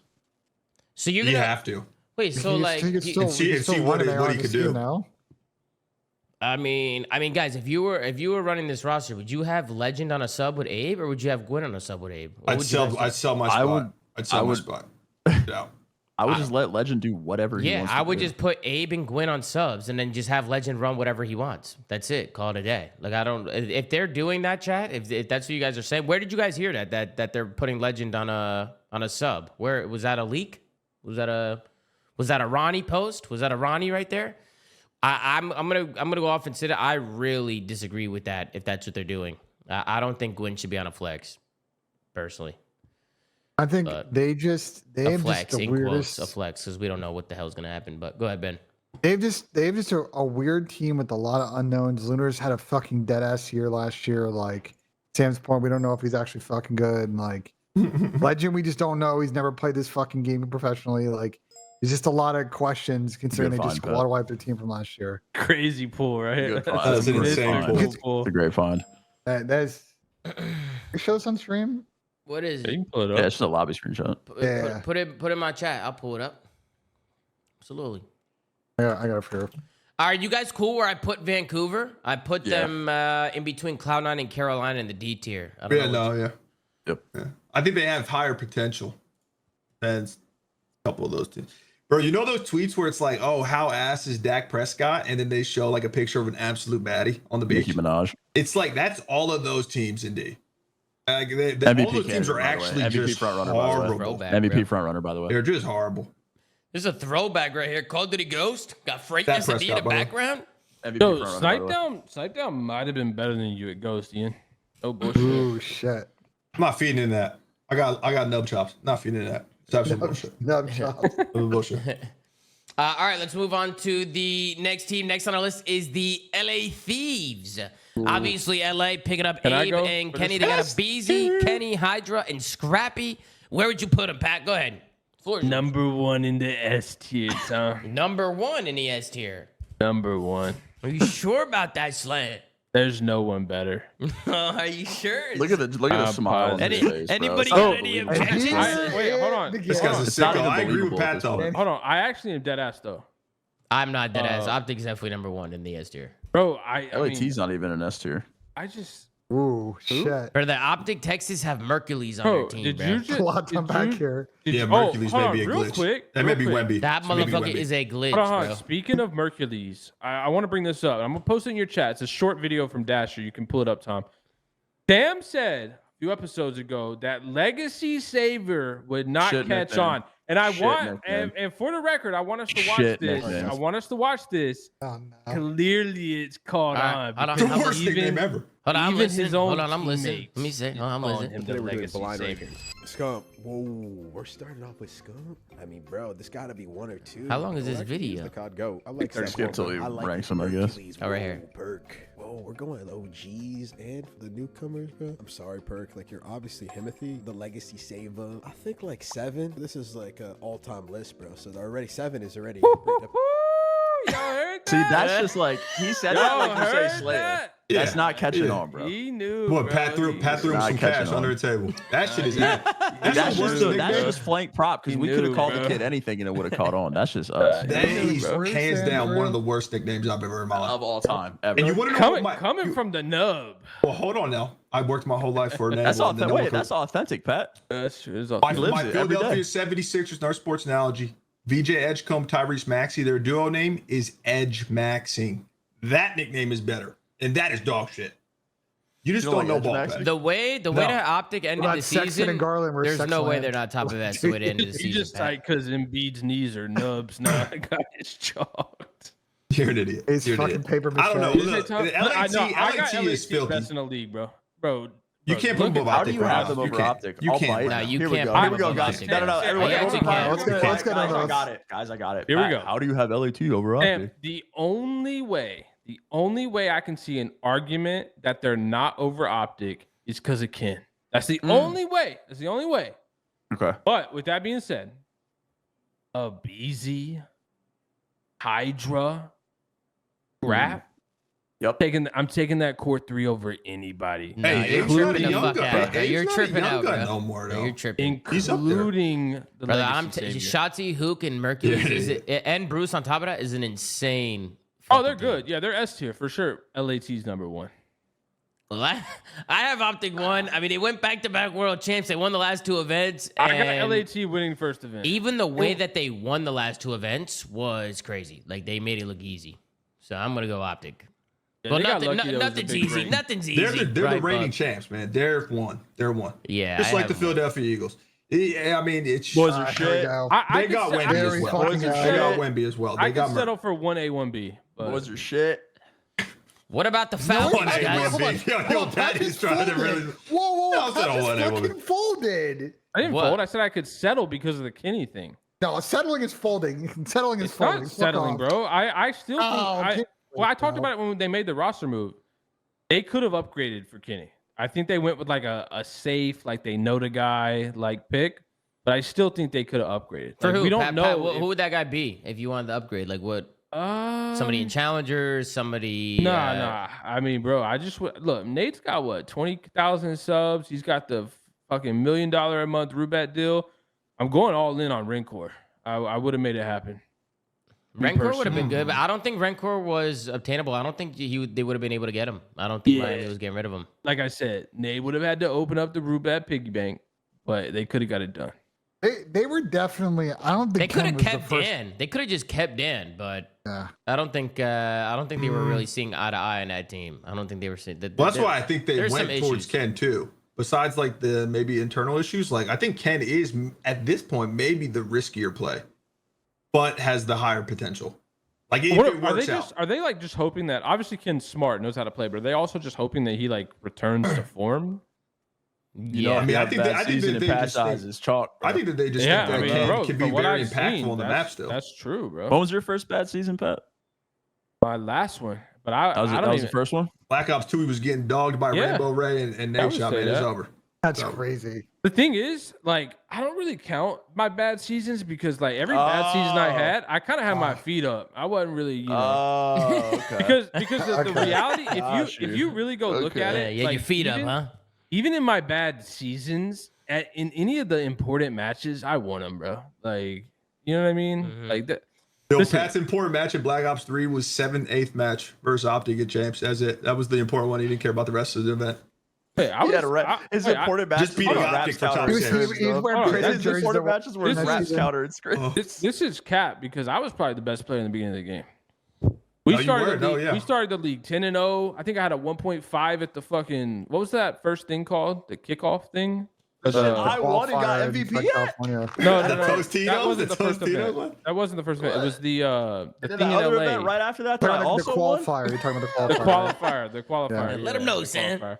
But I think that- I had a but that was like- 1.5. But like that was like single groups. Like everybody didn't play everybody. Type shit in Yeah, that but nobody was better tournament. than me at that event. That's what I'm saying. You were good at a closed pool league qualifier. We also started the league 10-0, and I was unfuckwittable. Who did you win the You- first whoa, event? whoa, whoa. You guys talking about the first 10 games of the season. Talking about the first 10 games of the season. That was crazy. Yeah, we did. The BO3 online league, Envy started 10-0. Go look it up, Ben. No, they did. Lost to Tom and them at one point in the beginning of the year. Shit on. That's not even remotely true. That makes us 10-1, Ben. That makes us 10-1. Belt to ass like a little. 10-1. Only loss for the boys. Nah, Pat called himself the best player of Black Ops 3 is crazy. If we started 10-0, Ben, and then we lost, that makes us 10-1. No, you guys did not start. I'm gonna look this up. Oh, look it up. You did not even remember. I don't even remember Ben J. Nassim being a name in BO3. Number remembers the conversation we had before that series. I mean, no, look, it was Belt to ass barbecue chicken, but they were 10-0. They played nobody.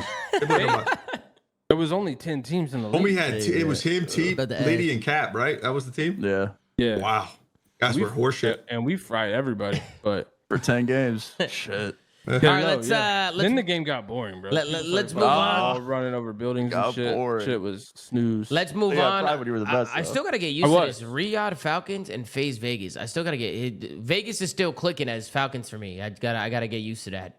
It's like when Seattle Surge changed to Vancouver. Remember how long it took us to actually start saying Vancouver Surge? They gotta drop all these fucking cities. You have breaking news. Respect for that order. Scroll down this page. Go to the middle of the page. It gives you a weekly breakdown. Oh, don't tell me they lost their first game. They started 0-1. I think Pat needs to refresh his memory about how this season went. Let me look. All right, so where's the weekly breakdown? So explain what we're looking at here, Benjay. Go ahead, explain what we're looking at. On a timeline, this was the weekly accumulation of all the matches and people's results. And yes, Envy was in first place. We were top 3. We were top 3. Oh yeah, wait. 2-0 Envy. We're 2-0 Envy. Both series. 8-2. Both series we same smoked shit, bro. Same shit. Scroll down, Tom. Look at week 5. Look at week 5. Who was it? Wait. Week 5. Who was the top of the leaderboard, bro?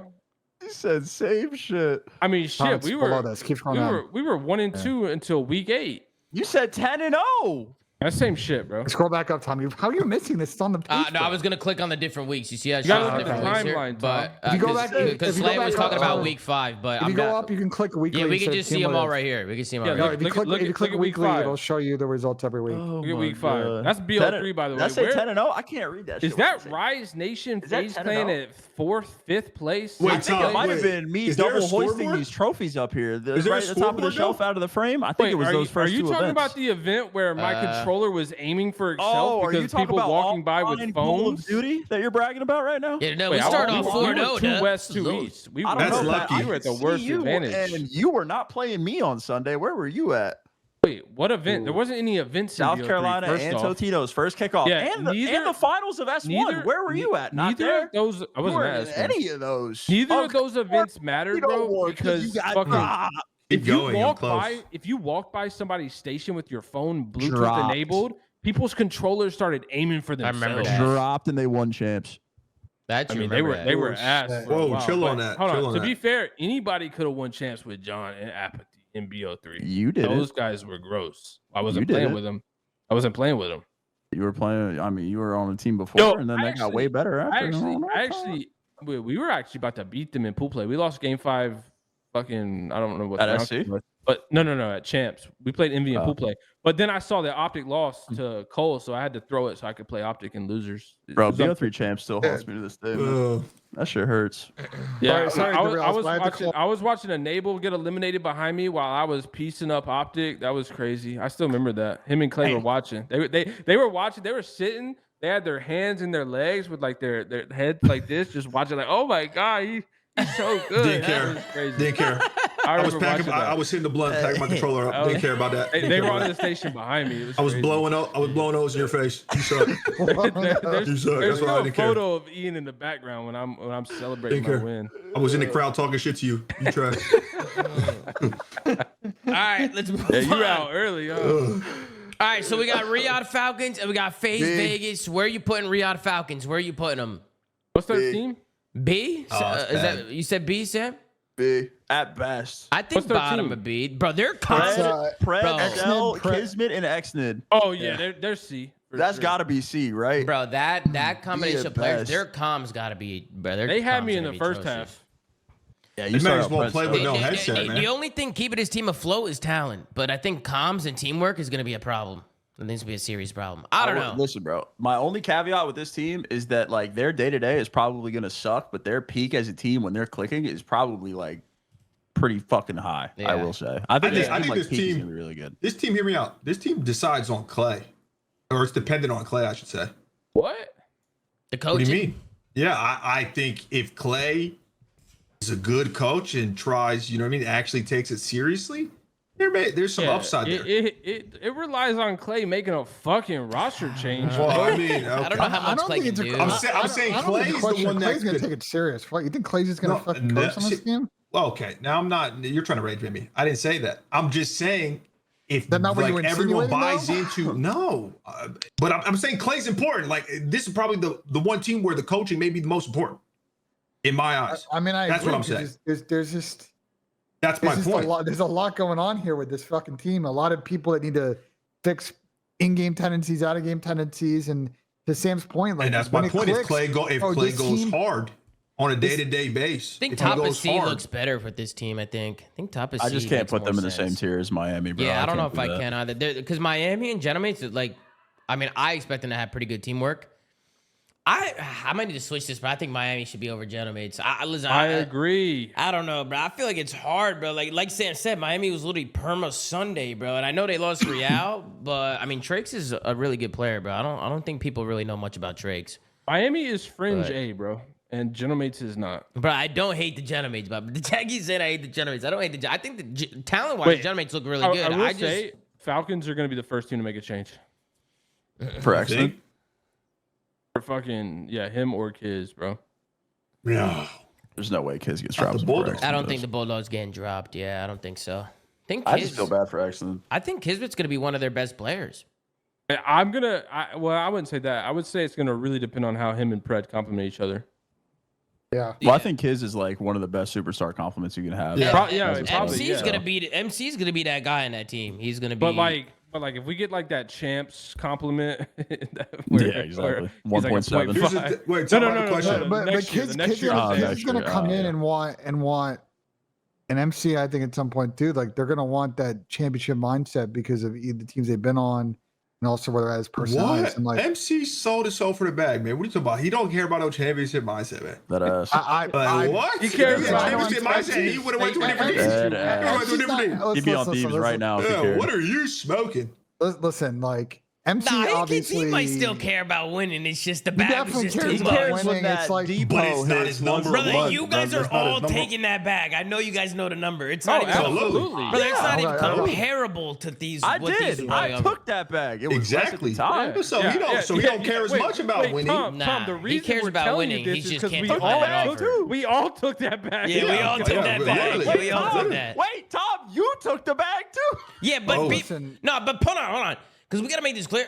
I could argue that that FaZe team at the time was better than that Optic team. Wait, Ben, where's your bag? Fuck. Wait, which FaZe team? The World War II team. Our FaZe World War II team. We almost went 5 for 5, man. Brother, I'm not saying that he doesn't care. And then Sam, I would have just been, if we didn't win champs, then I would have lost my loyalty with FaZe and I would have got dropped from Optic. Man, I know. Yeah. You know, like I would have. And you could, you were at risk of running into me at champ. You made the right call, Tom. Oh, here we go. Oh, here we go. As someone that ran into Pat at champs, it's true, Tom. It was bad. You made the right call, bro. But on paper, that Optic team was great. Like if it was me, Scump, Octane, and Krim, like on paper, it would have been an insane team. I mean, it would have been a good team. My bad. Zim, you still in chat? My bad, Zim. I want to circle back to the topic though. Like, I do think like on one end, like if this team struggles early, the new players coming in are going to be like. I think it's going to get dicey. And then there's also the Falcons end of it with like, if you watch them other esports, if this team is not clicking early, now that they've invested a lot of money, like they will put their finger on the pulse of this team and make changes if they need to, like unilaterally. It's not like a player run thing. Like they will go in and just start fucking cleaning house if they have to. If this team's getting top 6, top 8 and not contending for championships. So like that will happen. It's an interesting situation, honestly. I mean, I just feel bad for Exy because it's very clear that he is going to be the first person to go, and I think even if he's playing well, like not necessarily. I think as long as he brings as long as he's learning his English and just like being a good teammate, Exy's talent is I just look at insane. it like I just look. I'm not saying it from a talent point of view because I will agree. I loved what I saw last year, specifically with his work ethic and his just desire to get better at the game. Last year it was extremely evident. I'm not saying it that way. I'm saying it because the amount of work and the amount of knowledge he has to skip so many steps from his rookie season to what this team needs of him to not get dropped, if that makes sense. Like he's going from learning Respawn because Mina was a S&D region for the most part, not knowing English and learning how to play Call of Duty at the highest level to now on a team where he is gap filling, playing objective, like trying to kind of bend a little bit to his teammates instead of everybody letting him play how he wants to play. I think there's no way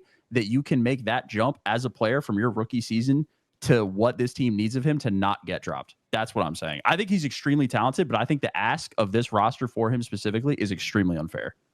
I think at worst, they're just going to essentially like he's going to the equivalent of going down to AHL or going down to AAA. Like at worst, they're just going to, have Falcons Academy and he'll continue to develop. They're not just going to be done with him. They're going to constantly try and get him in a position where he's ideally a star player in the CDL because it's a huge marketing thing, a huge bonus for them. But this is the team for him to have a breakout season.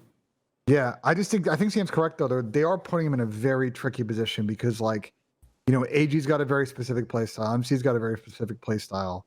Kids got I don't think they're going to be a selfish team. There's not adaptability on the way selfish and Call of Duty is not always that's not always a good trait to have, bro. The way that this team is going to play is they're just going to be a pure energy team like they were last year. They're going to try and start off as hot as possible, yelling and screaming. But how do they handle once they stop fucking doing that? Once that adrenaline comes down, can they lock in? What's their day-to-day look like, bro? That's why I think Clay plays a huge part. Fucking AG and kids are screaming dead at the top of their lungs and everything's going really well. What's their day-to-day look like? What's a bad day look like? How that's what I'm worried about with this team. I started my point about this team at the top. I think that their peak is really high. I think that their flow state as a team, they could probably beat anybody, but their day-to-day, which is much more likely, is just that's where my concern is with the team. Yeah, you cool with top of C? Are you guys cool with that? Or I'm fine. You want bottom of B? I think it looks good, bro. No, I think it looks good too. I think we know. I think the last thing I'll add on to Sam is again, if this team is getting top 6, top 8, yeah, Xned's obviously a player look to rotate out, but don't be surprised if the other 3 are also getting looked at by Falcons. They don't care about sunk costs. They want to see wins. Mm-hmm. Yeah, and then the last team we have on the board is FaZe Vegas. Now, there's been a lot of opinions on this FaZe Vegas team. Obviously, when the trio splits up, it's going to be hard to make a team on paper that I think looks as deadly as the trio. They've been so consistent for so many years in terms of just being at the top that, I think a lot of people just really don't like this FaZe Vegas roster. They don't like it. I like it, but I'm a little biased. So I wanted to get your guys' opinions to see what you guys think. Dub, we'll start with you. We'll work our way down. And what do you think about this FaZe Vegas roster? Because I see him as a top 4 team right now, and people, they don't really agree. I'll be honest. I kind of see them in the same tier, even though I know we have Toronto, Gentlemates, and Heretics. Toronto and A, another 2 and B. I kind of see them in that mix right now, just because we know what we're going to get from Simp. That's a given. Drazah, I feel like, could be a little streaky. When he's playing up to standards, he's disgusting, but he has went through cold streaks. Abuza and 0-4, I think, are the biggest question marks for me. They're playing with proven champions. Do they play? I just feel like their style of play is so different than what Simp and Draz were used to, with what they had with their last team. So it's kind of a question mark. I don't know if they're going to be elite or they're just going to be how, respectfully, how we were in Black Ops 3 after going from AW. I know we kept the same. What am I hearing right now? Hey, 04. No, hear me out. What I'm saying is, are you yapping about, brother? What do you? I don't know. I got the clock on him though. Wait, what do you mean? What did I say that was wrong? What did I say was wrong? Go ahead. Abuza's average placing last year. You act like these guys are fucking shit cans.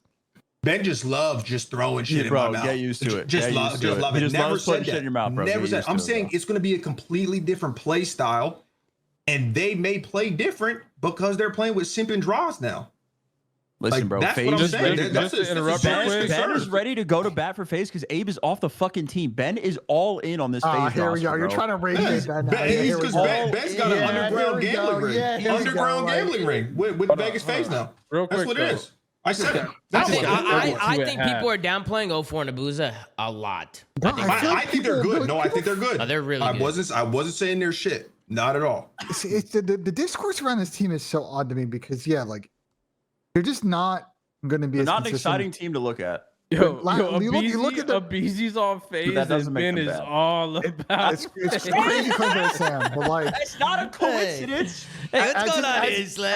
as if I didn't put a tier list video today and I gassed the Not- fucking Abe and All right, Ben, let me whatever. ask you- It's too let me late ask you a now. question. It Let me ask al- you a you question. already Ben, got You it check that dropped. on my fucking YouTube channel, but like Ben, you think 0-4 better than Abizi? You think Abuza better than MC? Is that what you like? So that's what you think? Yes. No, if you say yes, that's fine. I think both. Here's the thing. I think those are definitely theoretical skill downgrades. Ben Billups. But I think for 0-4 and for Ben C. Billups. Abuza, Benny Rozier. can I speak, please? 0-4 and Abuza, I think have an opportunity to really grow as players here because this is a big platform for both of them. Like they're now, I They think do. Yeah, I they're agree. stepping up with they were team of great players last year and they got second in a lot of events. Now they're a team with two guys that have On the won clock. plenty in fucking COD, including COD championships.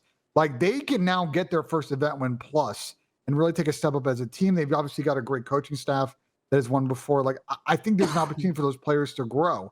And I think because it's not a sexy, crazy looking roster as far as the talent names, people are underselling them, but like they're forgetting that 0-4 and Abuza were like pretty consistent last year. Okay. Yeah, 0-4 in particular, I think needs to slay a little more consistently and take that next step as a player. You want to see Abuza be that like continuous take away AR, but I think they're an A-tier team for me. I don't know. There's no way we're just I have them top I a got B, them A, low A.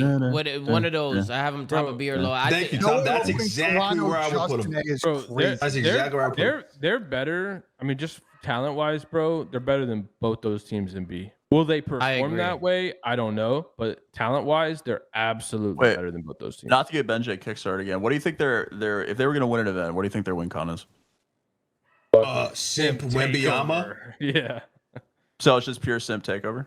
Well, Nah, that's the thing. 0-4 and Abuza have takeover, bro. No, they do, but none of Nah, but but win event takeover, I think, yeah, it's gonna My be really what do you think, Ben? prediction is my prediction is Abuza has a first team All-Star level performance this year. They think it's on Abuza. wait, If they- first team. I think Abuza takes a big step up this year. And So who's he knocking out of that in the eight?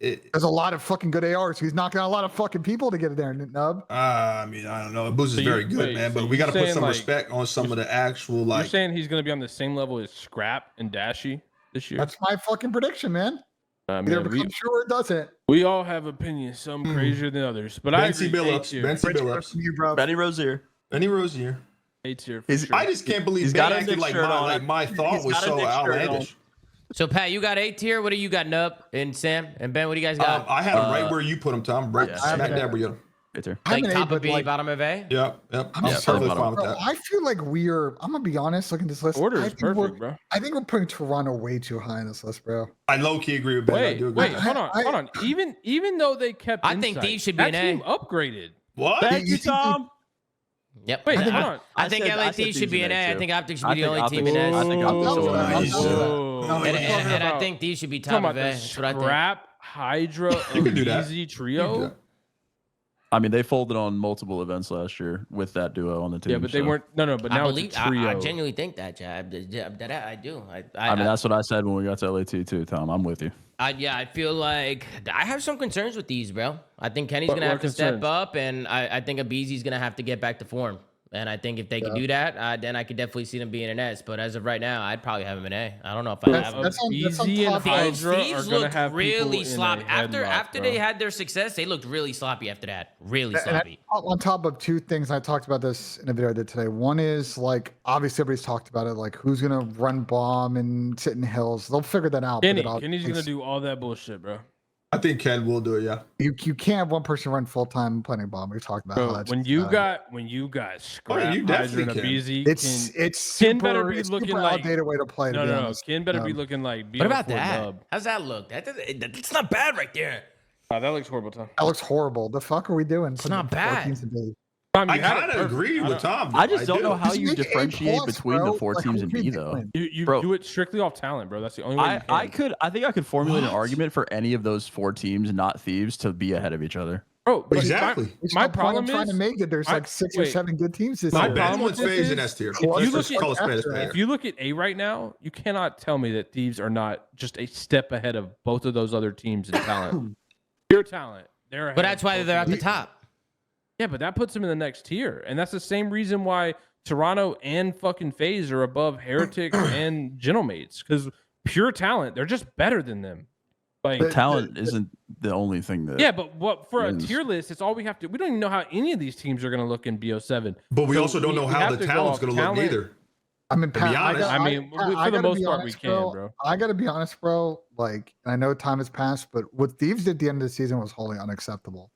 Like, that team was way too good to play as bad as they did at the last 2 events of the season. And that's Yeah, why but- they, that's why they we're pack a not, punch. we're not making a fucking into BO6 tier list. We're making a start Yeah, of but the BO7 problem is tier that they're list. still keeping those 2 players from that team, and that can fucking happen again. And I love Ernie. I think Scrap is a great player. I We're would, still- hold on. We're still waiting There's for Ernie. no to shot. just- You're trying to- you're trying You to say there's cannot no say, shot. you There's no cannot shot. say that those 2 players are the full reason of Tom, you gotta like, put FaZe these back on struggles, bro. Yeah, it looks weird like this, right? It looks weird. You got to put FaZe back on. That Bro, was- they had bro. Well, You one cannot thing I just wanna- pretend like they're the Pat, only what- reason that the Thieves collapsed. One thing with this team, 2 things actually.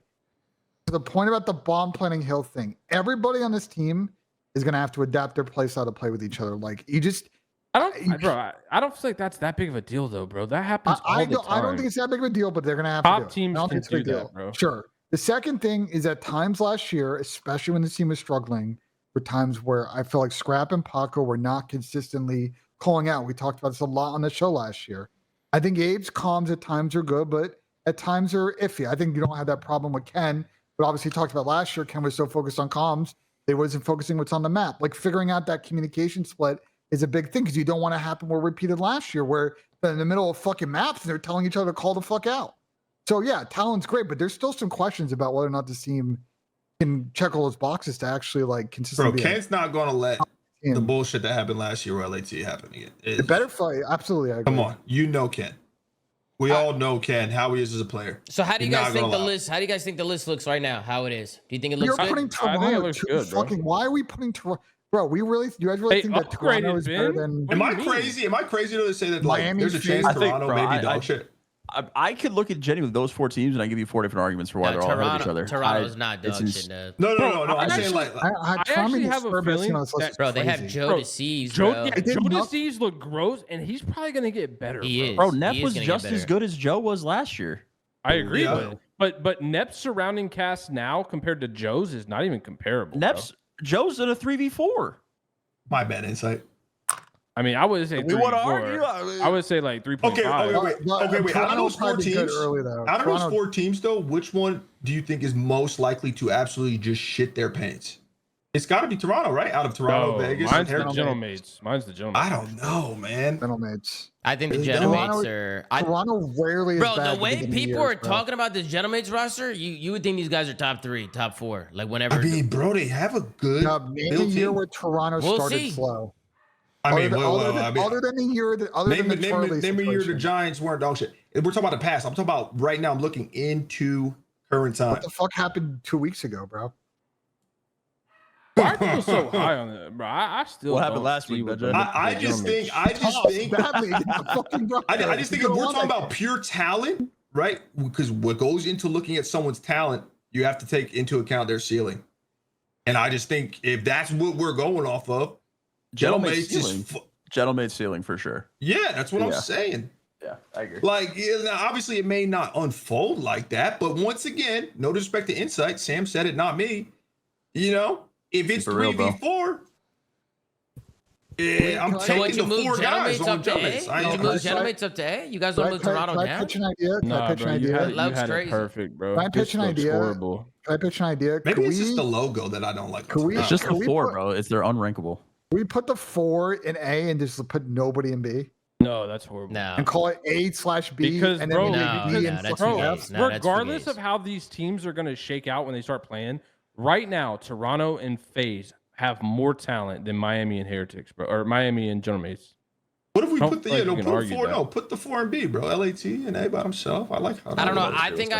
think I do this, but if you got like, I think I do exactly how it is right now. I have to guess: LA Thieves, Toronto, FaZe in that order in A, Miami over Gentlemates in B, and then Falcons, Boston C, and then Cloud9, Vancouver, Carolina, and Minnesota. This is where I would have it. If you I guys like how you had move, 1A, if you want to 1B though. move Thieves It's not to that bad. S, I'm cool with that. I think that's cool too. I think I don't mind that. Bro, if Thieves aren't an S tier team, bro, then like they failed, bro. But Yeah, they they got should be an S tier team, BZ, but- Hydra, and Scrappy, bro. That is fucking insane.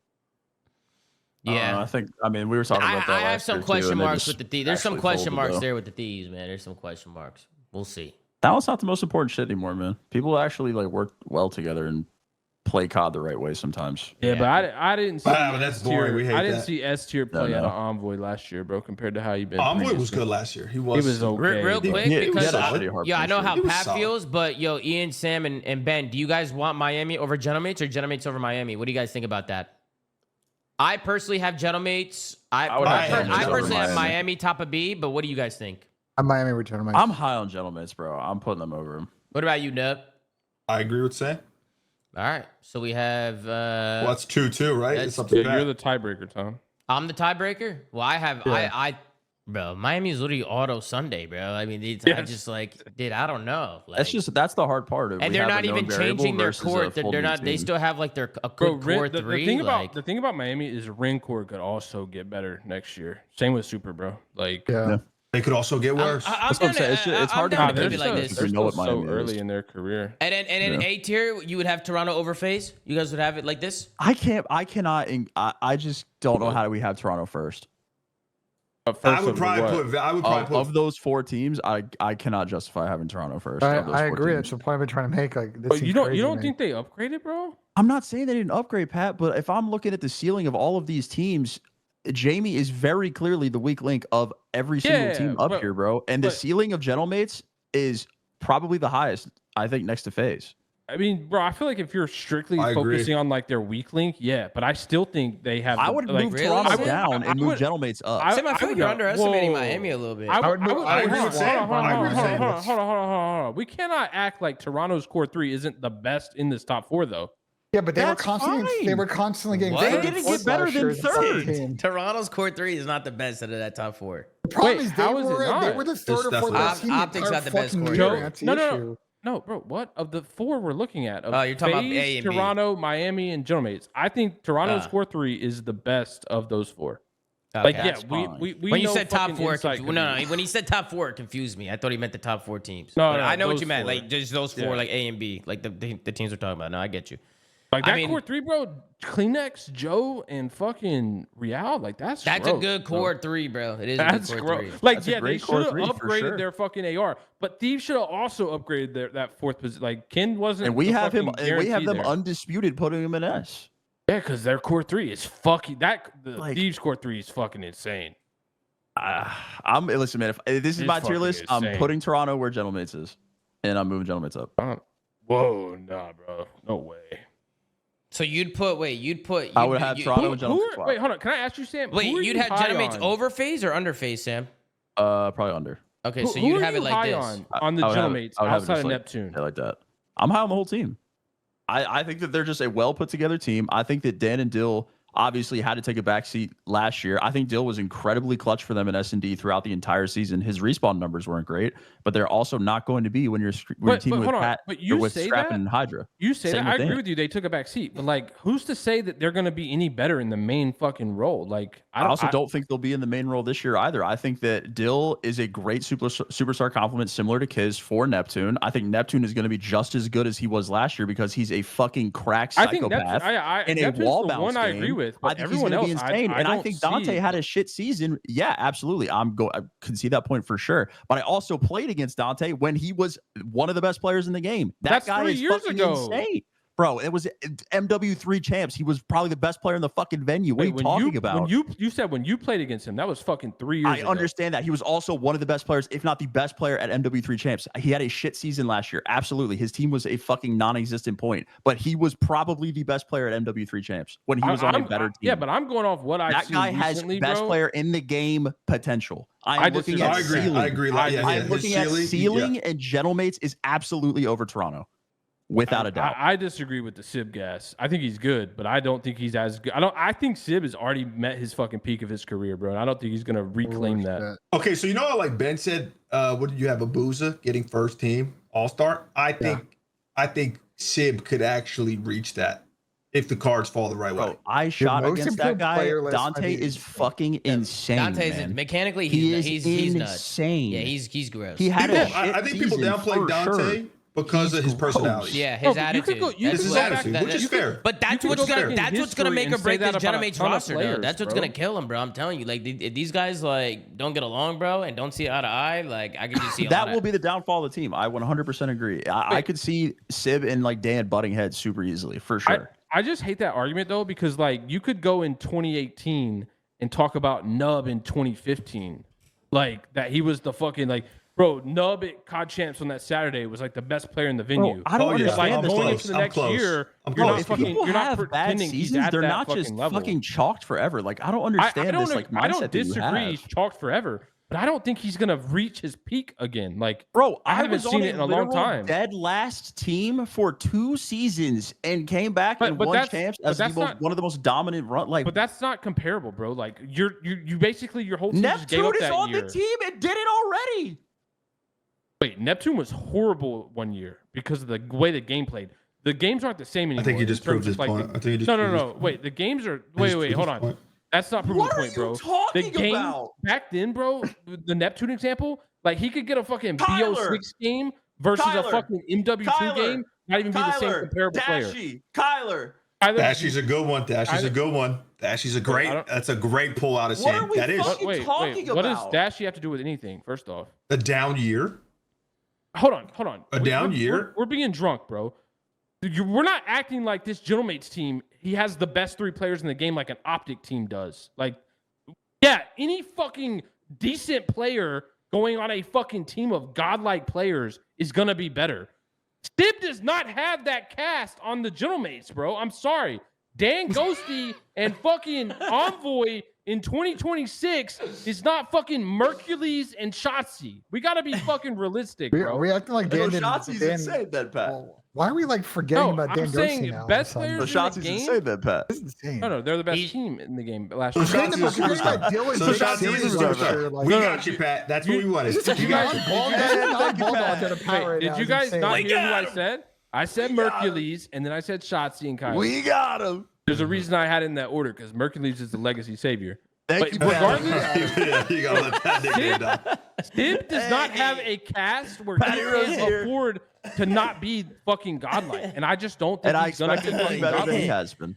Okay, but look. like, bro, like we can all fucking say that, but like Sim we gotta was go off what we godlike, know. but he was godlike with a BD. He's gonna be He was godlike with a BD Mac and Pred. I'm not saying Stib's gonna be bad, but I don't know that he's gonna be back to fucking form. I don't. I got inside information. I'm going off what I think about the team. Without that, they're not fucking A tier. Unless we can say that this team is gonna be for sure, or Sib is for sure gonna be back to form. We can't. Your argument just sucks for anyone you're trying to put in A tier. I'm not. I'm going off what I know from like the last fucking 6 months. Let's just use it like that. And right now, talent wise, clear as day, the way we have it, they have better talent than the teams below them. Going off what I know as of right now. Yes, could Sib be good? Maybe, but like we can all fucking make wishes. Fucking, I could hope Optics ass and they're deep here, but like that's not like it's not gonna fucking happen. This is why you I'm going off what I know. This is why you gotta be here watching the games, not be a box score merchant, man. Is all I'm saying. Gotta be on par, bro. That has nothing to do with box. Wait, you don't have to watch. No, Sib was not fucking good last year. You could ignore. I didn't think I watched the box score. He wasn't. But it's like, yeah, he was the best on his team, though. Going off what I know, I'm not saying that he is comparable. All right, I don't know. Maybe I don't know. I am The gassing only Sim up too person I'm much. saying All right, shit is listen, better than in Nub- that A and B tier is Insight. Listen, And Insight's listen, just listen. fucking ass. You're smoking. All right, Wait, hold on. that's fair. Wait, how can you argue that? Well, listen, Nub and Sam want the Gentlemates in A tier, right? I would probably argue to put them in a B tier next to Miami. I don't know if I'd have them over Miami. Ben, you're kind of the tiebreaker here. Where would you put it? Where would you put my Gentlemates right now? Gentlemates? Yeah, where'd you put I Gentlemates? really want to put them in A, but I just think this team is just gonna. I'm gonna be honest. For as much talent that there is on this team, I think they're all gonna. Honestly, God, Ben's like a kind of voice get. of I think they're reason, gonna get on the server. And it's I know you're wrong. Been on the flank for 5 years, and Ben is the voice of reason. That's how you know you're on the What? wrong side of history, Pat. Congratulations. Nah, Ben's I'm just coming too, Sam. He's just coming too. I'm putting them in B, bro. But here's the thing: is like, and I want to caution when people inevitably see a fucking screenshot of this tier list and say, "Oh, flank cast." Listen, man, I am protesting must have this been tier list. whipping. Let it be known. Wait, It's Tom, just- you gotta it's just put like, Heritage I don't know. ahead, bro. Let me finish. That was gonna be my next question, Pat. That was gonna be next. So I have Miami Gentlemates like this. They're calling me a Gentlemates hater. It's just my honest opinion. Gersh, screenshot it. All right, Lock it in, Gersh. where I would want you, it to be known I'm protesting. Sam and Ian and Ben, would you put Gentlemates over Miami or no? Yes, we have them at A. Yeah, Okay, all three of you? All three of you? No, Ben does. No, Ben I'm playing Miami over Gentlemates. Okay, so that's three. So that's like that then. That's three Wow, over two. yo, Ben, you really been on your shit. All right, lately, all right, bro. and then Toronto Koi. Do you guys have them above phase or under phase, or do you guys want them in A or B? I personally like Toronto in A. I actually think Toronto has a really good roster. I'm gonna put them bottom of A like this. This is where I want them. deja vu from last offseason. No, where do you want them? No, where do you want them? No, where do Okay, you want them? I just have one question. Do all of you guys agree with Sam's take, Sam LaRue's take? I think Jamie Insight's a very nice, respectable man. I think he's a great That guy. they're playing 3v4 and he's like the worst player of these You platforms. got the dragon. Now you That's what Sam said. I Bro, didn't say that. Jamie, man. I'm not saying he's fucking awful, but the way that he plays Call of Duty, bro, the way he's playing Call of Duty is just not sustainable. It's Hold on. not. To The be 15 fair, and 15 low He's engagement. serviceable in S&D though, and that's 2 Absolutely. out of 5 Okay, maps. Absolutely. So, well, my he's point was he's though. only I will a hit asterisk in respawn. Okay, so my absolutely. point was Don't worry, it's though. gonna be Jamie Insight Clutch Crip Wait, flank hold on. invitational against What's that their new fucking game mode called? 1v3s. Like, What's that new game mode called? If they play that, like he might be on Overload. some he could be on some godlike based defense, Goalie? bro. No, he might- absolutely not. Yo, if Absolutely it's that mode, that might set him up for What's his success. vert? What is his Goalie? vert? My point was though, that's what I was asking you guys is if you all agree with that, which I do agree with Sam to a certain degree, do you think their core is that much better than like all of those other teams, not even Gentlemates, at least on paper, to where him being that low just doesn't matter, there's no effect of it? I don't know. I feel like we're forgetting their that core is the best Toronto. outside of Optic LAT. bro. I feel like we're Smoke forgetting is that Core got third and fourth fucking all season last year. Yeah, it was consistent, but like they were constantly getting beat by Miami and fucking FaZe and Thieves, and at the end of the season, like the Optics of the world, and They Austin upgraded, though. apparently. Their core in order got to get to- better. I think this They went, Toronto. from, they went from Beans to Real, bro. How are we saying they didn't upgrade? I think the one question I faded? have, with that Y'all move, think Beans Bruh. is on the same level as Real? I think Beans should still be on the team. I I think the agree. one, I agree. Beans would be better than Insight, no doubt. But the one question I have is just, I just What want about to see how they that? play functionally with Kleenex on an AR. Tom, you moving it too much, bro. You Oh, Am I moving it too much? Am I moving it too How much? did Gentlemates all of a sudden get the worst? I have Miami at A too. Just put it up there. I actually don't hate this. I'm not gonna lie. I actually don't. I don't mind putting Miami over Toronto. Miami being up there basically has to imply that that new kid is as good as Real. Yeah, but we don't know. He could be a legend. He could be unbelievable. But we don't This know. is That's why we got him exactly in B tier. It's exactly why this Toronto matchup all season is gonna be fucking spicy. I love it's tier list episodes. This shit's Yeah, lit. This shit is, like, actually I just think so I think This the new list kid should on look like Miami's this. ass, And if bro. not like this, I think it should look like that. I think we can rotate Miami and Gentlemates in B, but I think this is how it should look. Me personally. Do you guys disagree or agree? It's your Tom, podcast. Tom, Tom. No. We're doing this Tom, together. Tom, you just said Miami was better than No, I know. Gentlemates. No, I said you can change. You can change B. I said you could either do. Oh yeah, swap it then. There you go. Yeah, if I was making a list, I'd do it like this. But this is like, you know what I'm saying? At least we can all agree FaZe is #1 out of all these guys, man. Wow. And if not like this, I mean, originally we had it like this. We had Toronto Koi third, like 3, and then FaZe 4. Originally we had it like this. I mean, I still think that, but I can see why having Insight would bump them below them. Now, if this was so you're telling me a team that you guys think is playing 3v4 is the third best team in the league, man? Where's the comp at? What's going on here? I mean, that's what I'm saying. I just don't. I can't understand that. If you guys think he's we've that been saying that about the CDO. All right, so hold on, Nub and Sam. Let me ask you this. All right, Genomates right now they're at a B. Where would you guys slot them at? If you don't move any other team and we're moving Genomates, where would you slot them? Would you slot them top of A, bottom? Where? I swap them and I swap. Can't swap. No, you don't. No. You can't swap. You just put Genomates wherever you want. Bottom A, top of A, middle A. I would put them in bottom A. I'd put them bottom. Bottom A? I put them over Toronto. Just to be safe, I'd put them bottom because that team could just implode instantly. Nah, I haven't. Bro, this don't look right, bro. This don't look right. Oh, it's not gonna. Bro, it's Joe, not. It's never. None of this is anything to look right, bro. Bro, the hold on. problem Maybe MC has an MVP year. Maybe we slot Riyadh in B. Bro, the problem we have is that. Bro, the problem that we have, and I know it's a fucking Make a new tier for Optic, double S. The problem that we have, boys, is that all 4 of these teams I think are pretty good, and it's really difficult to rank them because they're just. So why don't we do this? They're not rolling back their same fucking team. Like they've all made changes. That's why we do this. Which I'm fine with. I'm fucking fine with that. I actually do fine love that. bro. No, I do love that. I do love that. You know what I'm totally fine saying? with that. I think Tom, brother, this is why we do it. This implies that skill-wise, B is on the same level, bro. That's just not even true. I think those teams are relatively comparable. All these guys are gonna be as beating a the whole shit out of each four. other all year, like starter Pokemon, man. They're all gonna be beating each other. Don't matter about skill or talent. All of these teams are gonna be beating each other. But that's not what a tier list is about, bro. You endorse this list, Benja? You endorse I think this is the list. If the tier list is about talent, how are we arguing for a team that has the player of all of the players that we are discussing that has the least amount of talent? Because you have to factor in all 5 game modes. Insight is a perfectly good player in certain. I hear you on 5 game modes. Or a best of 5. Pat's talking about they're about to Neslo their win every single time. No. I'm just saying in a best of 5, like. Hold on. Let's not act like we didn't watch Joe Deceives win multiple He's maps nasty. by himself. No, yeah, he was nasty last year. I don't remember the name of that map, but he literally had back fucking Joe is spawn insane, control bro. on one map for 6 minutes. It's Vault. He's insane. It was Vault, yeah, bro. I think he had like 50. And he's gonna be insane at this next game, bro. Look at the game we're going into, bro. Him and Kleenex and Real are gonna be they're gonna be a good team, bro. I do not have Genomates over Toronto, bro, at all. I do not. I do not. Actually, bro, am I crazy? I got Joey D over Neptune. I do too, but I think it's really close. I think that was a really hard discussion last year. I just think Toronto's going to be a better team, bro. I think they're going to be a better team. I would take Real over fucking Sib or Ghosty. Oh, man. I hate to beat a dead horse here, too, though, but, like, let's not act like Kleenex isn't streaky. Like, I think Toby just had a weird season last year. He's been. He was doing a lot of shit that, like, when he he's wasn't hot, really he's that hot. guy anymore. When he's hot, he's hot. Yeah.